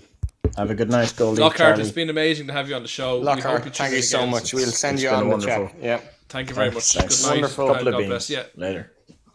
Be good. Take care. So it's just yourself, myself, and oh man, the show's going to go downhill from here. I disagree with you, Goldie. If it was me, I would. You've gone 2 years into this relationship. You just admitted you say if you say this to your girlfriend that the crucial thing, you're terminally ill, is actually false, she's going to break up with you. That's what you basically said. I'd write this out. Will, but at least she's going to break up with you. More than likely break up with you. Yeah. Yeah, but at least you'll both have an opportunity to meet somebody else rather than wait until you're in middle age or 40s, 50s, 60s, 70s, whatever it is. Do you know what I mean? You would have lived the life for so long. I'd live the life for as long as I can until I think there's some lives you have to deal with living with, and there's some that you need to come clean with. So what's the worst lie you've ever told? I'm not going to reveal that live on air. Okay, after. Yeah. If that keeps you happy, I'll say yes. It will keep me totally happy. So yes, whoever you are, that's what we should do. We have quickly time for one more, very quickly. Okay. But can I just clarify? I totally disagree with your answer. I know you're coming from the right place. I'm the one that's. I think you're wrong, and I think if that person takes your advice, am I the agony aunt or are you? Okay. Second one. Again, this is not me. I'm just quoting. Quote. I finally gave in to temptation and had sex with my wife's mother-in-law. While my wife was on life support in a coma. What should I do? Okay, wife's mother-in-law. He means his own mother-in-law, does he? Sorry, yeah. Because the wife's mother-in-law would make a completely weird relationship. Yeah, my mother-in-law. Sorry, I misread that. I finally gave in to temptation and had. Sorry, I actually missed this word. I'm going to read it again. Start again. Quote: I finally gave in to temptation and had hot sex with my mother-in-law. Yeah. Okay. It must mean it was really good, and implies as well that the sex with his wife wasn't so hot. So I finally gave in to temptation and I had hot sex with my mother-in-law while my wife was on life support in a coma. Not necessarily. Okay, and What should I do? Okay, so we don't know what's this person's name, Lovecraft or something. Is that what you said? Yeah, Lovecraft. No, yeah. Sorry. Lovecraft. Yeah. Thanks for your letter, Lovecraft. You're welcome. No, you can kind of sympathise or empathise with this in a little bit of way, and it obviously doesn't go into any more detail than that. Oh, does it? dodgy! I don't think I am. It doesn't No, go that's literally it. Yeah. Okay, so I'm going to have to extrapolate a couple of things here. Firstly, the way I imagine that happening is, and I know how long is the coma going to be for, or projected to be for, or whatever. But what I can imagine happening is that they were obviously at the hospital visiting his partner, her daughter. They probably went out to have a drink together, or went home together to console each other, or to deal. That's how I kind of. You're still live on air, Goldie. No, that's how I envisaged this coming about. Sorry, I thought you were on your own. Right. No, and then they happened to get it on with each other. Do you know what I mean? Just true. Because you see sometimes. Oh, come on. But Charlie, bear with me here. I'm the agony aunt, so I need you to listen. Right? You see, in times of grief and times of great trauma or whatever it is, people will tend to become close to the ones that are around them. And even if you want to take movies, which is in real life, but if you take the movies, how many movies have you seen where somebody has tried to take advantage of somebody with grief, or something has happened, somebody slept with somebody because the Sandra Bullock film, whatever it is, you see it all the time, so you can understand that that's something that could happen. It's obviously wrong, but I think it was probably done in extreme circumstances where extreme emotions were at play and an extreme event happened. So what you're experiencing as hot sex is, yes, it probably was hot sex because it's so wrong, it's good almost. But realistically, you need to ask yourself, do you love your wife or your partner, whoever is in the coma? My advice to you would be, forget it ever happened. Because at the end of the day, you may be out of the equation. If relationships come and go, but that person will always be her mother, and I don't think coming clean in that situation has no benefits to anyone. If you end the relationship with the mother-in-law right there and then, you agree never to speak about it again, that it was an extreme circumstance, extreme situation, well then wait for your wife or partner, whoever it is, to hopefully wake up and get on with your lives and never speak of it again. That is my advice. Wow. Okay. Option number 2. Whisper in your comatose partner ear, I had sex with your mum. She's in a coma. You've actually come clean. And let's be honest, most people who feel guilty about infidelity, it's more when the cliche that people want to tell. But you've always had this viewpoint on things, Charlie, that if you come clean about it, even if they think you're joking, well then you're absolved. I see where you're going. Exactly, you are, yeah. So you say it to your comatose girlfriend, wife, whatever. You said it, whether they hear it or not, they're in a coma. I think that's even too big a risk, because what if they do remember it? But anyway. Okay, and other option as well. The mother-in-law had sex with you. I mean, it's not like she was comatose. You had sex with your girlfriend or your wife's mum. She was a willing participant. Yeah, but she's not as well. She has to explain that. But I don't think she does. I think it's best if it's. You don't know how she's gonna. I would think she would. Don't say it. I think she'd like to protect. Don't say it. No, she would like to protect her daughter's feelings and would not like to hurt her daughter. So I have to assume. What if she was a dirty bitch? Well, if that's the case, you're fucked, Lockhart, or fucking. Yeah, you are. Lovecraft, whoever you are. Best of luck with it. My advice is, Charlie. My advice with it, Lovecraft, is to say nothing. Charlie. And stay away from the mother. Okay, we literally have minutes left, Charlie. We're going to move on to our movie section. So as all you listeners know, and thanks for tuning in, is we're doing a 30-day film challenge, but kind of in a different twist. We're not watching the movies over 30 days. We're just telling you what movies we would watch. So, Charlie, we watch them. We get to day number 6. We're going to do 5 per show. So your favourite animated film, what is it? Very quickly. Okay, I'm going to be absolutely honest with you, Goldie, just in terms of Like, I know you're not in a coma, but you in did terms no of research, absolute sure. honesty. Yeah, you did no What? research. You did no research. No, I didn't. I forgot to do it. I was up to But my what eyeballs comes to today. mind? Right. Your favorite animated Up. film. What's the first movie that Up. comes into your head? Up. Up. Very good film. Yeah. Very good film. I love it. It's so sad and funny, and I love it. And I watched it with my family. And I maybe the personal reason is, I don't want to get too personal here, but I watched it on Christmas Day. My youngest brother, loved it. He'd seen it with his girlfriend in the cinema, and he put it on for us on Christmas Day. And my mum and dad were like literally broken up at that point, but still technically together. And we watched it, and as you know, it's a film about a guy who's coping with a widow who's coping with the death of his wife, but he's not really coping with it, I suppose. Yeah.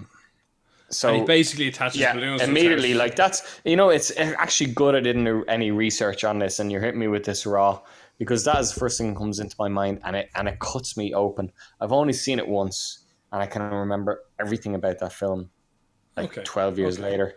Mine is a bit more lighthearted. Mine is a bit more lighthearted. When I thought about a favorite animated film, Lion King came to mind. Monsters Inc. came to mind. The Incredibles came to mind. But I settled on the Toy Story movie. The very first Toy Story movie. I think it's a fantastic film. A brilliant story.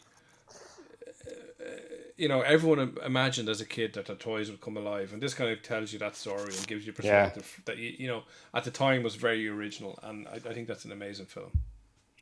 And what year did the first Toy Story come out? The first Toy Story film, Jesus, I actually don't know.